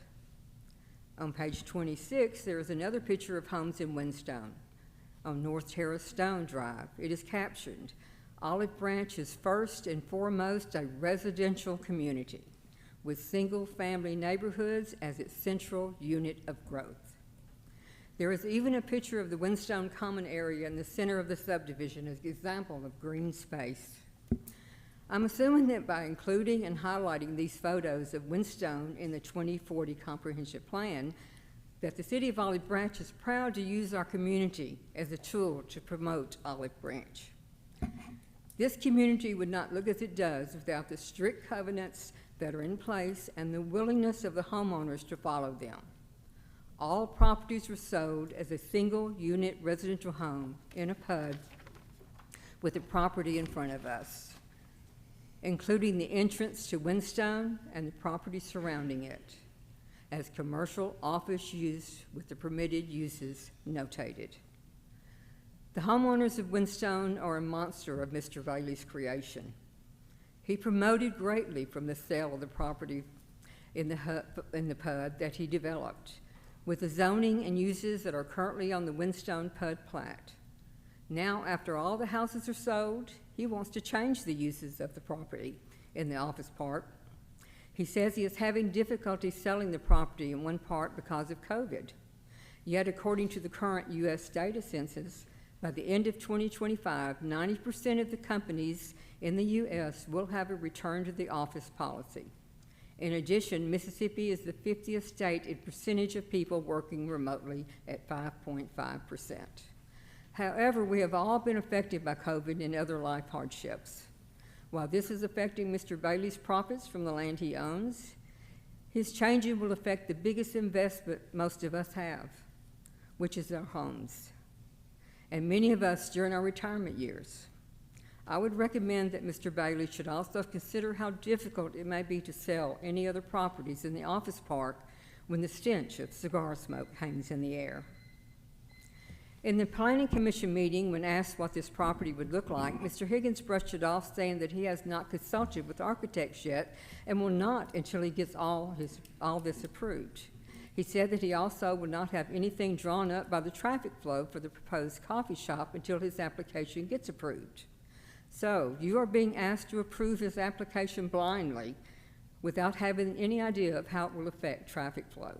15 more seconds. 15 more seconds. 15 more seconds. Okay. Thank you.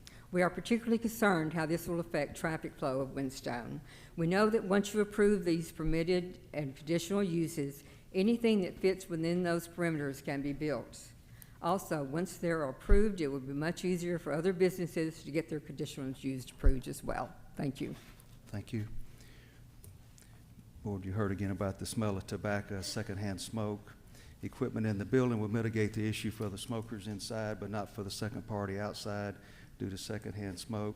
May have to sell my home to move because of this. It is a nuisance. It diminishes air quality. The smoke is toxic and maybe other things as well. No single-family units have cigar places near them. 2040 comp plan brags about Windstone and to help sell the city. City uses it to promote Olive Branch. Should not change the PUD. Traffic problems again as well, and it may open the door for other businesses to locate in the PUD. Anyone else? Sir? Mayor and Board of Aldermen, my name is Joseph Sparkman. I reside at 4757 Stone Cross Drive in Olive Branch. A lot of comments have already been made today, which duplicate comments that I have, so I will not repeat those. But what I would like to add to the conversation thus far is we're trying to fit a square peg in a round hole, it looks like. I've never seen as much language on an application to make it almost spot zoning. So we're trying to change the laws to allow one specific business to go into this property. There's been no mention whatsoever of any change to the neighborhood. There's been no showing of need, and I disagree with the engineer for the applicant as far as the usage of office space in the area. There's 3 office buildings currently under construction at the intersection of Goodman and Getwell. And if anybody's driven by the offices around Snowden Grove, they know that almost every one, if not every one of those offices are full. So I know y'all make the right decision. I don't think any of y'all want to live in the neighborhood that you have this business right in your back door. So please don't enforce that on us either. Thank you for your time. Thank you, Mr. Sparkman.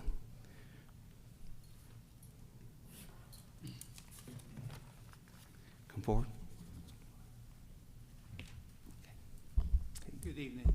My name's David Szymanski. We live at 7267 Wind Drive, Olive Branch. I can't add any more of what these people said, but with all the changes in the presentation from the developers, shouldn't this go back to the Planning Commission, or are you prepared to make a ruling on it tonight?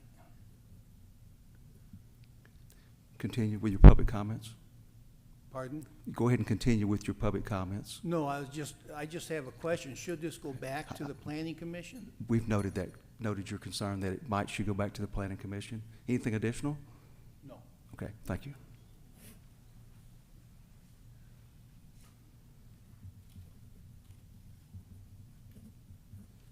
Anyone else?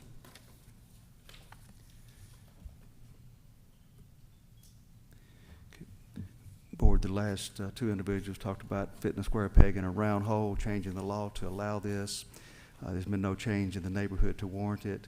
There's no need for it. Disagreeing with the engineer that other office buildings are under construction and need to be used. And would any of us want this in our neighborhood closed out by that maybe this should go back to the Planning Commission, or should it go back to the Planning Commission? Any additional public comments? Seeing no one coming forward and hearing none, public comment section is now closed. Does the board have any questions of the applicant based on public comments? Mayor, I have some comments, but I'm also prepared for a motion. Okay. Alderwoman Hamilton plans comments, and then to make a motion, please proceed. Are you ready? Yep. Okay. First of all, I want to thank the neighbors in Windstone for their attendance tonight and their concern for their neighborhood. The neighborhood that started probably in maybe 1997, I've seen you fight many battles to keep your neighborhood nice and to keep it I think it was Richard that said, the family oriented, and you like the unity. The area outside that is commercial, outside of the residential part, is just as important to you, I know, as your residential part. You go through it every day, you deal with the traffic. Many times that's come up before our board where changes are wanting to be made to that area. I still believe that Windstone is the best place in DeSoto County to live. It's a desired place to stay, to move into, and part of the reason for that has been your continual battle to keep it that way. You have always maintained a fantastic homeowners association. Your board's always been very strong, and that's what has made your neighborhood, kept your neighborhood great.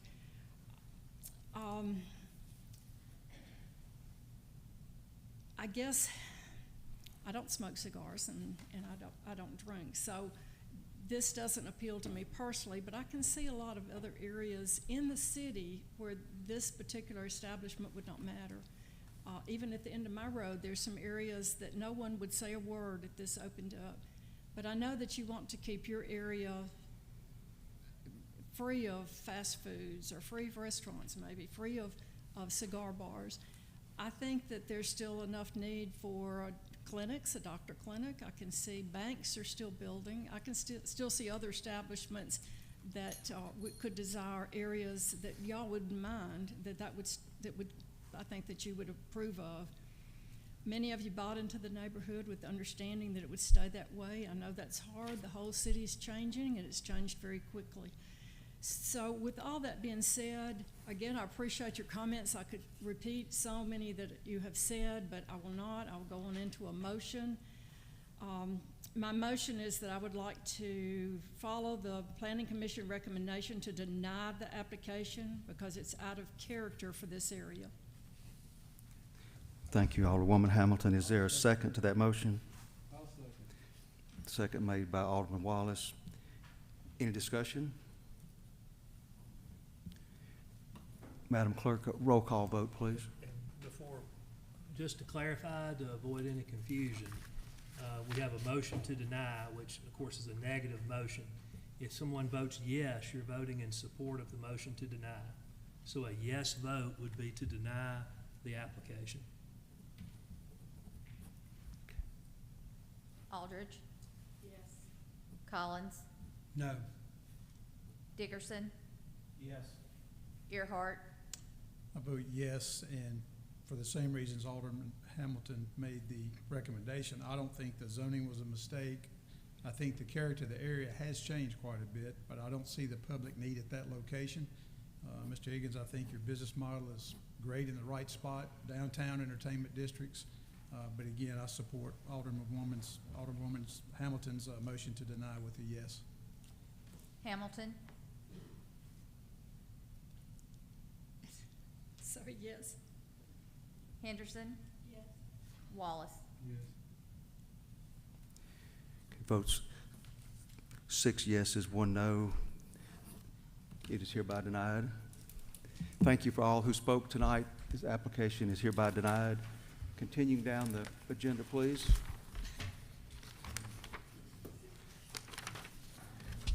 Board, you're on the Planning Commission new business items. Item 1 is consent agenda for A, B, and C. Any questions on items A, B, and C, or is there a motion to approve those on the consent agenda? Make a motion to approve. Motion to approve by Alderman Collins. Is there a second? Second. Second by Alderman Wallace, excuse me, correction, Alderman Dickerson. Motion by Collins, second by Dickerson. All in favor? All opposed? Motion carries. Item 2, consideration of application for a final plat for Lot 10 of Windstone Office Park East subdivision submitted by Nicholas Croonan, Civil Link, on behalf of Robert M. Bailey, EBI Holdings, LLC property owner. This request is to subdivide 1.06 plus or minus acres into one commercial lot.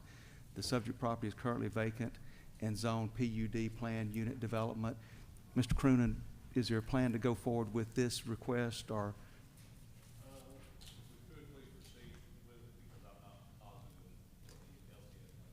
I didn't hear you. Did you say proceed with it?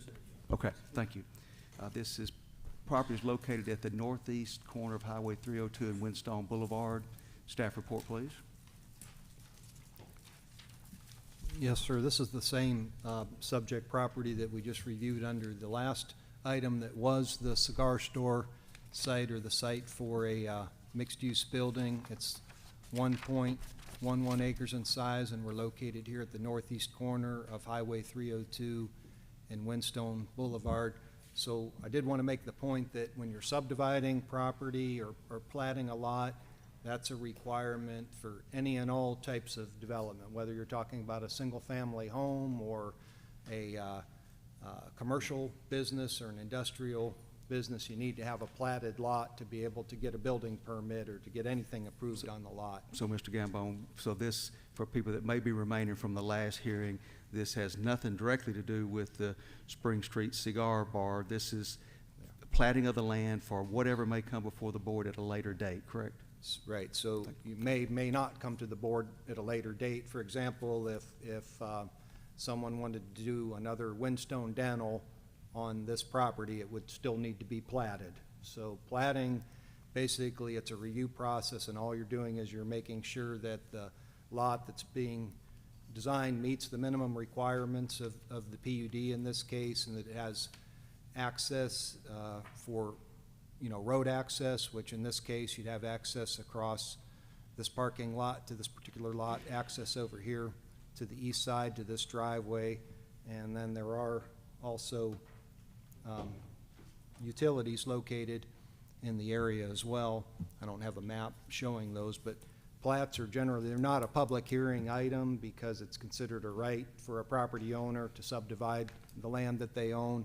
Use is a completely separate issue, so we know that there's not going to be a cigar store on this property, but it can still move forward as a plat. It could be any type of office or any of the uses that are still permitted in that PUD project text. And one of the things too I would point out that platting property does change its tax status, so it would increase the taxable value of the land, and it takes what is normally a meets and bounds description, like right now what you see in yellow is described by meets and bounds, and it converts it over to lot, and in this case it would be lot 10 of the Windstone East subdivision. Our Planning Commission reviewed this item back at their June 11th meeting, and they had followed their recommendation to deny the project text amendment. They also voted to deny this application, which really wasn't the proper thing to do in light of what I was just talking about, because it does have access, it does have utilities, it is developable. It's not going to be developed with the cigar bar, but it could be developed with any type of office. So I have provided an alternative recommendation to approve the final plat for Lot 10, subject to the conditions as noted, 1 through 7, and those are all just basically technical items to ensure that the plat in the form that it gets recorded is corrected. Thank you, Mr. Gambone, and for the residents of Windstone who may have just came back in and entered, this does not involve Spring Street Cigar. This involves platting of land, which may be done 3 or 4 times before something's built on it. It's simply platting of land is what's taking place. Does the board have any question about this plat? It doesn't change the conditional use of the land. It's just replatting it.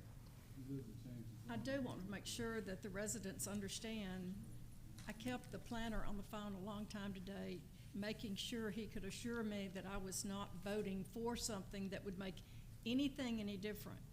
And he says that platting this property is part of the planning process. It would make no difference in the uses. The uses would stay the same.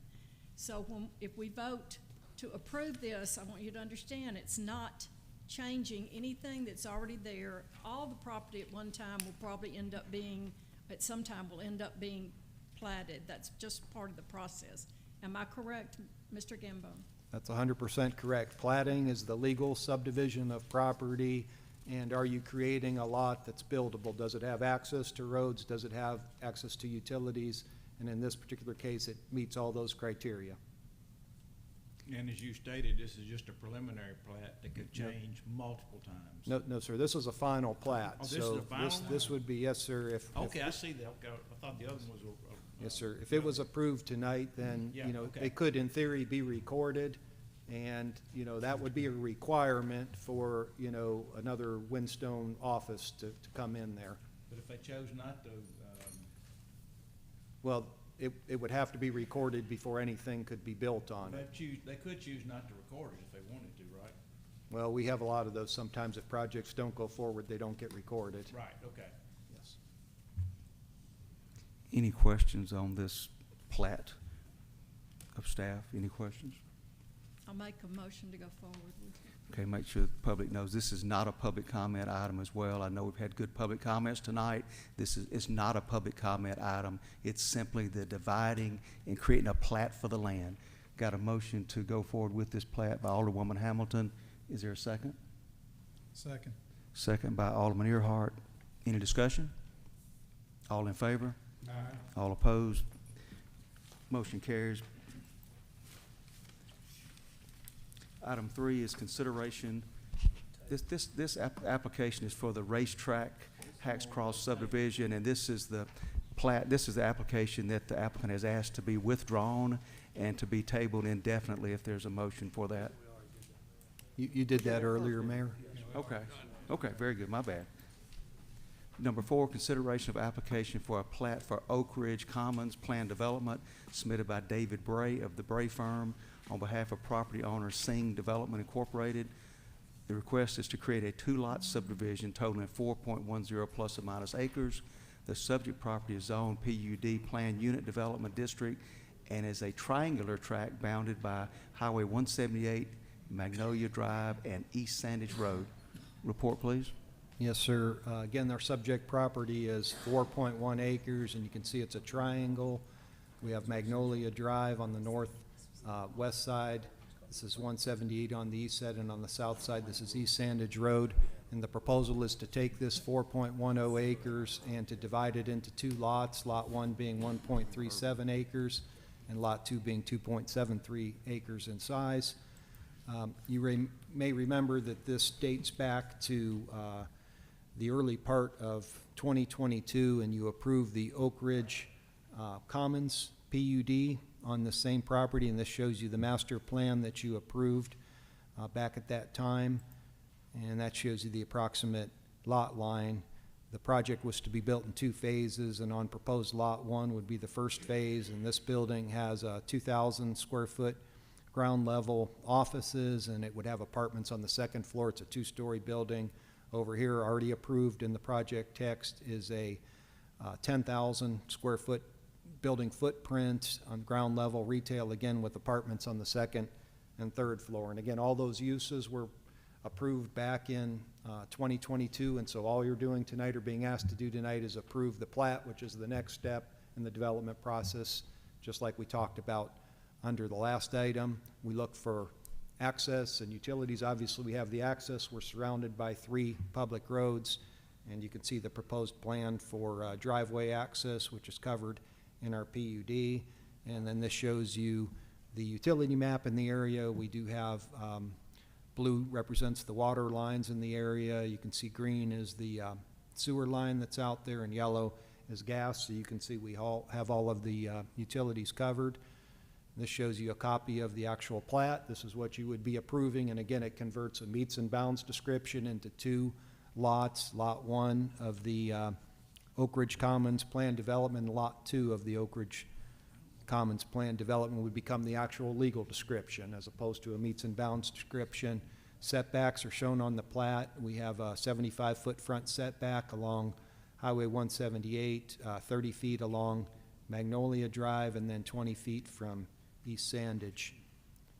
Our Planning Commission reviewed this at their July 9th meeting, and by a unanimous vote of 6-0, did recommend approval of this subject to the 10 conditions that are shown. I did want to briefly mention, number 1 talks about a cross-access easement of a width determined by staff administratively added to the plat to ensure accessibility between the proposed lots, and what that refers to is making sure we have an easement for this pedestrian bridge. There's a drainage ditch that runs through the middle of the property, and that's basically where the proposed property line would go. And there's a pedestrian bridge over that, so we wanted to make sure this plat showed in cross-access easement for pedestrian traffic over that.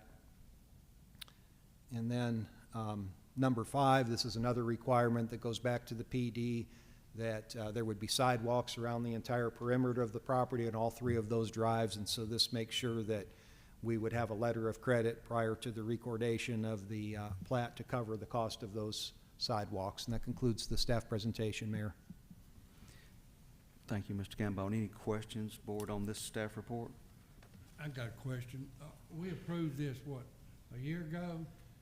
Actually, in January of 2022, so more than two and a half years ago. Why do you, I thought we approved the plat last time. You did not. You approved the plan development project text, that it was a 2-phase plan, but this is actually the plat. So this is just the next step in the development process. Same subdivision, but. So he's doing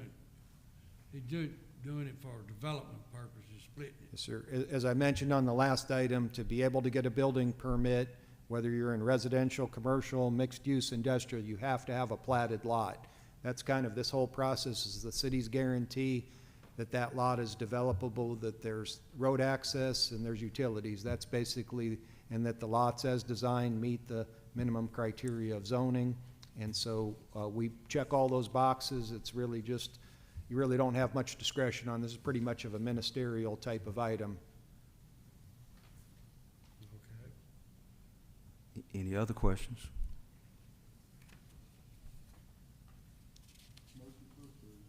Motion to approve, Alderman Wallace. Is there a second? Second. Alderwoman Henderson. All in favor? Aye. All opposed? Motion carried. Correction. 6 yeas and 1 nay. Alderperson Hamilton, no. Item 5, consideration of application for a preliminary plat for Watson Estates submitted by Joe Frank Lauderdale, Lauderdale Engineering, on behalf of property owner Bridgeforth Properties Incorporated. The request is to create a 4-lot residential subdivision totaling 19.93 plus or minus acres. The subject property is on AR Agricultural Residential, located on the east side of Pleasant Hill Road, south of Bridgeforth Road, and just north of Bean Patch Creek. Report. Mayor Alderman, before you is a request to consider a preliminary plat for this Pleasant Hill Road Watson subdivision being proposed at this particular location down on Pleasant Hill Road. This is in an area that was recently annexed into the city.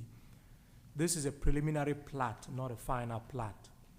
So ordinarily this could go to final because there are really not significant infrastructure issues involved like water, sewer, and streets, but it would appear that certain access issues are still being worked on precisely because of this TVA line. Right here, there is a large TVA line at this location, which will affect how these lots will be accessed, and the city engineer still needs to work with the applicant to resolve some of those issues before we can do a final plat. They may end up with shared driveways, they may end up with individual driveways. There is a curve right here. Visibility is not very good. All of those issues still need to be worked out. The parcel is vacant, and the intended subdivision essentially is to create 4 buildable lots. As I did mention, there is a 75 feet TVA power access easement that will be across lot 3 and lot 4. So this is lot 3 to the back. The property is zone AR, agricultural residential. All the lots by zoning have to be minimum 1 acre in size. So these are all minimum 1 acre lot. Lot 1 is 1.52, Lot 2 is 2.6, Lot 3 is 5.8, and Lot 4 is 10.1.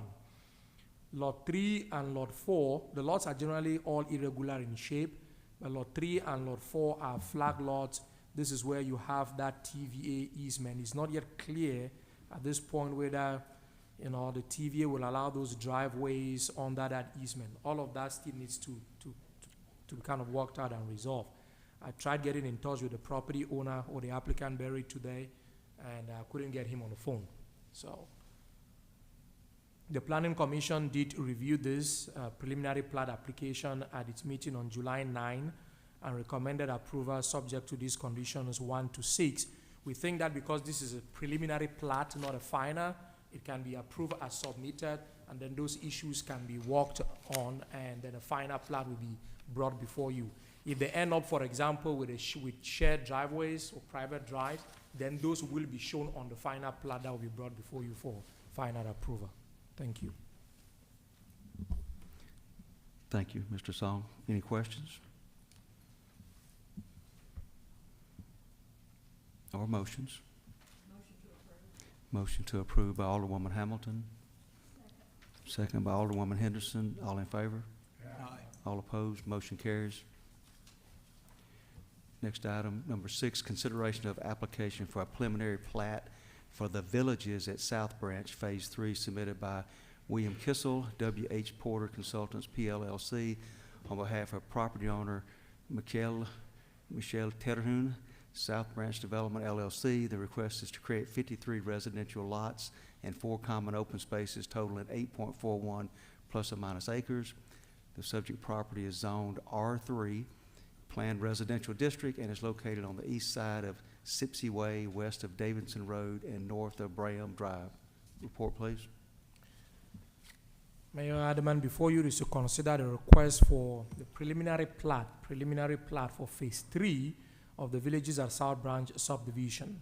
You did consider the preliminary plat for Phase 2 at your meeting, I think that was last month, and recommended approval, and you did approve that. So Phase 2 will be in this general location, and Phase 3 will be just east of Phase 2. All the lots shown here in green, those are already recorded lots for Phase 1A. Phase 1B is in this area. The final plat, I think, has been signed. It's still awaiting recording. And Phase 1C, which you also approved last month, is in this area. I think there were 4 or 5 lots in this general area. So Phase 3 would essentially consist of a number of, there will be 53 lots. There will be a common open space. It's being labeled open space N513. It's required to have a dog park per the master plan. So what you have in front of you is a master plan of that residential plan development. You will have a dog park at this location. There is required to be this roundabout that has to be constructed. The construction plans have to include that roundabout. Phase 2 also included this roundabout. Those have to be constructed to reduce speed along this Sipsey Way, which is like the main corridor going through this subdivision. This other common open space, K510, is also required to have a gazebo at this location. And then the lots in this center area, the smallest lots in this subdivision that were called, or they were termed village lots, minimum 6,250 square feet, they are all required to be rear loaded. So they will have alleys at the back. And the preliminary plat in front of you includes those alleys. So you have this, what is labeled here as a 20-feet access easement. That is, those are those alleys that are supposed to provide access to these lots. All the lots are laid out, match exactly what you approved in the project text. No change is made to the lot layout. Access will be provided to the dog park through this pedestrian trail, 10 feet going up, and then 5 feet from here to the public street. The amenities I've indicated include the dog park, the pedestrian trail, and the gazebo that will be constructed in this common open space. The Planning Commission did review this preliminary plat at its meeting on July 9 and unanimously voted to approve this and recommended approval. Upon approval by the board, construction plans will have to be submitted to the city engineer for review and approval. Condition number 5 that I wish to stress, this was also included in the Phase 2 preliminary plan. The pavement schedule of the alley behind the village lot shall consist of 8-inch soil cement and 3-inch asphaltic surface. That is the same standard for public streets in the city. It shall have a pavement width of at least 18 feet and shall have a 2% slope in only one direction. That is intended, and the board did prohibit any V-shaped design of those alleys. That is intended to avoid the situation we have in Stonecrest, where all the water is coming to the center of the alleys and just destroying those alleys and creating a significant liability for the homeowners. So these will basically be built like a public street. You will not have water accumulating, on the alleys, and you will also have the thickness just being built as any other local street in the city. So it should really last long. That is the intent of that condition number 5. Condition number 6 stresses that all the amenities that need to be provided also need to be shown on the construction plans that will be reviewed by the planning director or designee. That concludes staff's presentation. Thank you. Thank you, Mr. Solomon. Mr. Song, Yes, sir. the amenities, is there a time when they have to start adding them? Is it towards the build out or in general? Do you, like the dog park or the gazebo, as it builds out, or is it a certain time limit, or is it by the time it's done? We expect that when they bring in the construction plans, as indicated in this condition number 6, those amenities will be shown in the construction plans. So they should be constructed together with the subdivision. However, there are times that because you do not yet have residents to make use of those amenities, Sure. The homeowners, as the HOA is not yet, may not have enough money to start maintaining it. Usually we resolve the issue of the timing at the final plat. The final plat, okay. At the final plat. So at this point, we are just insisting that they need to be planned out in the construction plans. And then at the final plat, exactly when they should be put in, that can be handled at that time. Thank you. You're welcome, sir. Other questions? Mayor, I'll just commend our staff for number 5, because we got caught in 08 and 09, as you know, with 1.5-inch construction streets, and the homeowners got stuck with it. So I hope we'll make this standard practice in future developments like this. So thank you for doing that. Good protection. Yeah, if Is the there are applicant here tonight to add anything? If it hasn't been covered? Okay. Thank you. no other questions, Mayor, I'll make a motion to approve. Thank you. Second. Motion by Earhart, second by Hamilton. All in favor? All opposed? Motion carries. Thank you.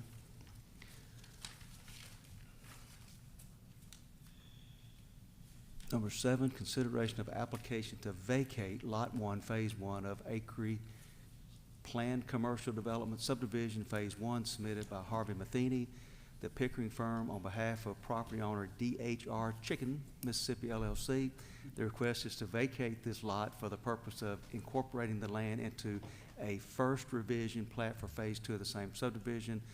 The 1.91 plus or minus acre subject property is Zone C4, Planned Commercial District, and is located on the north side of James Herbert Drive between Bethlehem Drive and Craft Road North. Report, please. Mayor, if you wouldn't mind, please, we would like to take these two items, 7 and 8, together. They are really kind of the same item. Number 7 has to happen before number 8 can happen. So in our staff presentation, we would like to present both of them together. Mr. Dye, you okay with that? I am. I'd recommend one staff report, but 2 separate board actions. So we want to combine 7 and 8. At this time, 8 is consideration of application for the first revision of Acre Planned Commercial Development Subdivision Phase 2 submitted by Harvey Matheny, the Pickering firm, on behalf of the property owner DHR Chicken, Mississippi LLC. The request is to re-subdivide Lot 1, Phase 1, and Lot 3 and Phase 2 into 3 lots of 3.02 plus or minus acres. Total area, the subject property is on C4, Planned Commercial District, and is located on the northeast corner of Bethlehem Drive and James Herbert Drive. Mr. Song. Thank you, Mayor. This is, before you is the master preliminary plat layout for the Acre Commercial Subdivision. To the east is Craft Road, and to the west is Hamilton Circle. You have James Herbert Drive kind of running from east to west as that interior road. The street labeled here, Street A, that's Bethlehem Drive. All of these, Phase A or Phase 1, which consists of this Lot 1 at this location. This is where you have the bank at the intersection of Goodman and Craft. You have the bank at this location. Lot 1 and the lot under construction for La Quinta Hotel. Those have been approved, final plat approved and recorded. So the final plat for Phase 1, you did approve that, it's been recorded. The final plat for Phase 2 in this area also consisted of 3 lots. So you had Lot 3, Lot 4, and Lot 5. The final plat was also approved, I think, 2 months ago, and that final plat has been recorded. The first action, or the first item before you, is a request to vacate Lot 1, Phase 1. That is a lot directly west of the bank. So that lot is proposed to be vacated. The plat was recorded on January 23rd, 2023. That's just about a year and a half ago. The reason for that is the second item on the agenda, namely that the applicant intends to incorporate that particular Lot 1, the area of Lot 1, into the revised plat for Phase 2 and create 3 lots. One of them will be used for Slim Chicken. So that is the intent of this whole process. Slim chickens. All right, good. We like that. So we've been waiting. So Lord, at the end, we will not have an unplatted lot, so to speak. And that's very important. We don't want to take platted lots in the city and then unplat them. So at the end, all the lots will still be platted. So Lot 1, the infrastructure has already been laid. Lot 1 is proposed to be vacated, and then its lot area will be combined with the area of Lot 3, Phase 2, to create these 3 lots, Lot 8, Lot 6, Lot 7, and Lot 8. So these will become the 3 new lots for this particular subdivision. And that is the second item that was before you. The one element being changed in this revised plat for Phase 2, the preliminary plat for Phase 1 and Phase 2 and the final plat for Phase 2 included a 40-feet wide access easement. The lots in this subdivision are prohibited from having direct driveway access onto Goodman Road. They all have to use this cross-access easement. The applicant is proposing to reduce the area or the width of that easement in front of Lot 7 from 40 feet to 25 feet. 25 feet will still be sufficient to provide enough area for 2 cars to kind of bypass each other. Usually, you need 24 feet for that to work well. So Lot 7, this plat will include a reduction in that easement width. Just as the city attorney mentioned, this is being presented before you with 2 separate motions. The Planning Commission at its meeting on July 9 recommended approval unanimously, subject to this condition, that the board order approving the vacation of this plat should be recorded concurrently with the plat for the first revision of Acre Plan Commercial Subdivision Phase 2. That concurrent recordation is intended to make sure that we don't have an unplatted lot in the city. That concludes staff's presentation. Okay, is this 1 vote or 2? What did we decide? I would recommend 2 votes. I would recommend a motion to vacate Lot 1, Phase 1 initially. Okay, I'll make a motion to vacate Lot 1. So item 7, motion to vacate Lot 1 by Ms. Hamilton. Is there a second? Second by Ms. Aldridge. All in favor? Aye. All opposed, motion carries. And then at this point, I would recommend a motion to approve Phase 2 of the first revision, Acre Plan Commercial Development. I make a motion to approve Phase 2. Is there a motion for that? I think Hamilton. Alderwoman Hamilton motion, my apologies. Is there a second? Second, Ms. Aldridge, all in favor? Aye. All opposed, motion carries. Public hearing date for consideration and action on motion declaring the condition of the following properties to be a menace to the public health and safety and directing either the city staff or contract labor to clean the property forthwith.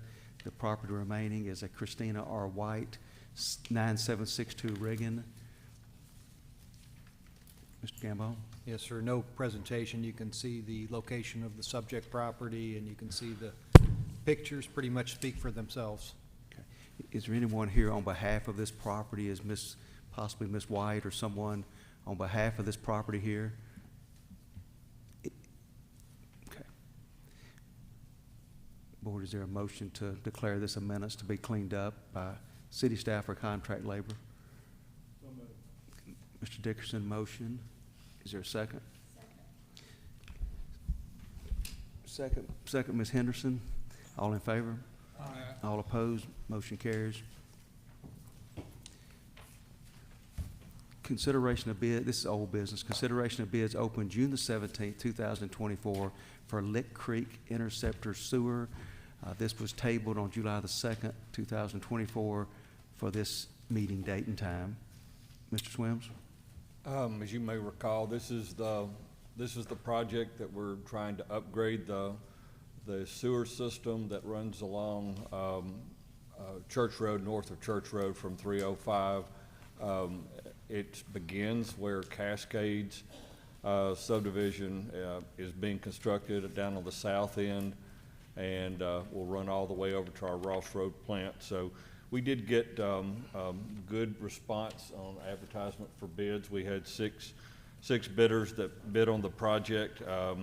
The low bidder that came in was W&T Contracting Corporation at the base bid of $1,962,217.91. And if you recall, we had looked at, I guess, what participation that we would want from the Cascades, the Focal Group, Focal Point Development. It was determined that 10% of the construction costs would be a fair share, and we had an agreement in place for them as far as that goes. To date, we have not received that funding. I did speak to them earlier today, and we'd sent something out soon after the bids, but that money has not been received. I don't know if there's anybody from Focal Point here tonight. I know we did discuss that they might be here, but we have not received that 10% currently. One thing I would want to point out was that this project is a part of the MCWI funding. We've got several different projects the city's trying to do that's local recovery and MCWI funded. Puts us on a pretty tight timeline. This is the first project that we've actually are trying to award the bid and get under construction, that we do have to get this under construction this calendar year. So just wanted to put that before you. We haven't received the funding yet, but we do feel like it's probably necessary for the city to consider moving forward with this project and working out any issues to receive that funding at a later time. So I'll be glad to answer any questions if you have any.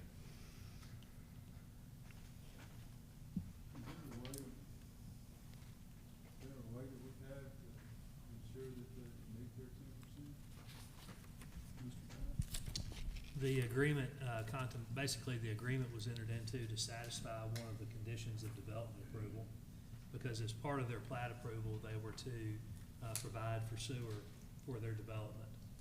But of course, this project, about 90%, I believe, That's the right. estimated flow through this particular interceptor sewer would be city flow generally. And so they were to pay their proportionate share. And we anticipate that that commitment would be kept. But there are mechanisms in the agreement that would go back to the planning process, because that would, as a condition of their plat approval. And so if there was not a payment, that would affect those conditions. I believe, go ahead, I'm sorry. I'll make a motion to approve. Motion by Mr. Wallace to approve. Is there a second? Second. Second by Mr. Collins. All in favor? Aye. All opposed? Motion carries. Item number 2, consideration of bids open July the 8th, 2024 for annexation, water and sewer in the south area known as Project 1. Mr. Swims? This is the second of the funding that we're trying to move forward. Well, this is our first project for water and sewer in the annexation area that we're trying to go to construction on. We did get 2 bids on this one. The low bidder was Encore LLC. We're recommending the base bid plus the additive alternate that brings the total to $5,007,159.80. So we are recommending that we move forward with Encore as the low bidder of that project. Any questions or motions? Motion to approve. Motion to approve by Mr. Dickerson. Is there a second? Second. Second by Mr. Earhart. All in favor? All opposed? Motion carries. New business, consideration of accepting and approving the annual audit report for fiscal year ending September the 30th, 2023. You have that in your packet. Mr. May had asked to be excused from the meeting tonight, although I wish he was here. He and his team have done a great job. Oh, he is. That was last meeting, wasn't it? Well, you did a great job, Mr. May, and the finance staff as well on this. I said it last year and I'll say it again. Nobody cares about an audit as long as it's positive with no concerns or no irregularities, and this one was. I just highlight very briefly on page 9 in the management discussion and analysis. The independent audit firm wrote, over the past few years, the City of Olive Branch experienced dramatic growth in economy and in population, but the city is sensitive to national economic trends. The cost of providing quality services, public safety, and infrastructure continues to increase, but the city has managed to maintain an attractive tax rate, again repeating the 3.85 millage rate, which we've had since September of 2014, and the lowest in the county. So hats off to staff, department heads, and the board and CFO and finance for being able to maintain that. You see a little bit further down, the city had $89,611,315 in total expenses. Expenses in the amount of $46,030,409 were offset by grants and outside contributions. So the city is tracking very well. And you see that cash reserves was a 14.29% increase from the prior fiscal year. So another very, very good audit, and we're asking that you consider approving this audit to go be a part of the city records.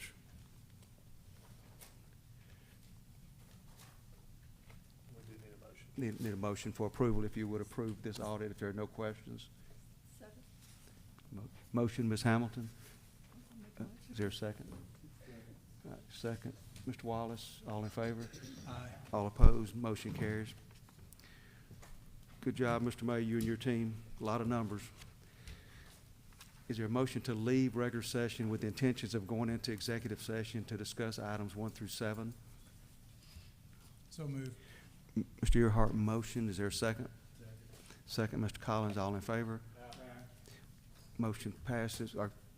Any opposed? Motion passes. We are out of regular session. Is there a motion to go into executive session to discuss a personnel matter in the ambulance department, personnel matter in the fire department, personnel matter in the gas billing department, personnel matters in the gas maintenance department, personnel matter in the water maintenance department, personnel matter in the street department, and acquisition of property? Is there a motion to go in executive session to discuss those 7 items? Motion by Ms. Henderson. Is there a second? Second by Mr. Collins. All in favor? Aye. All opposed? Motion carries. We are in executive session.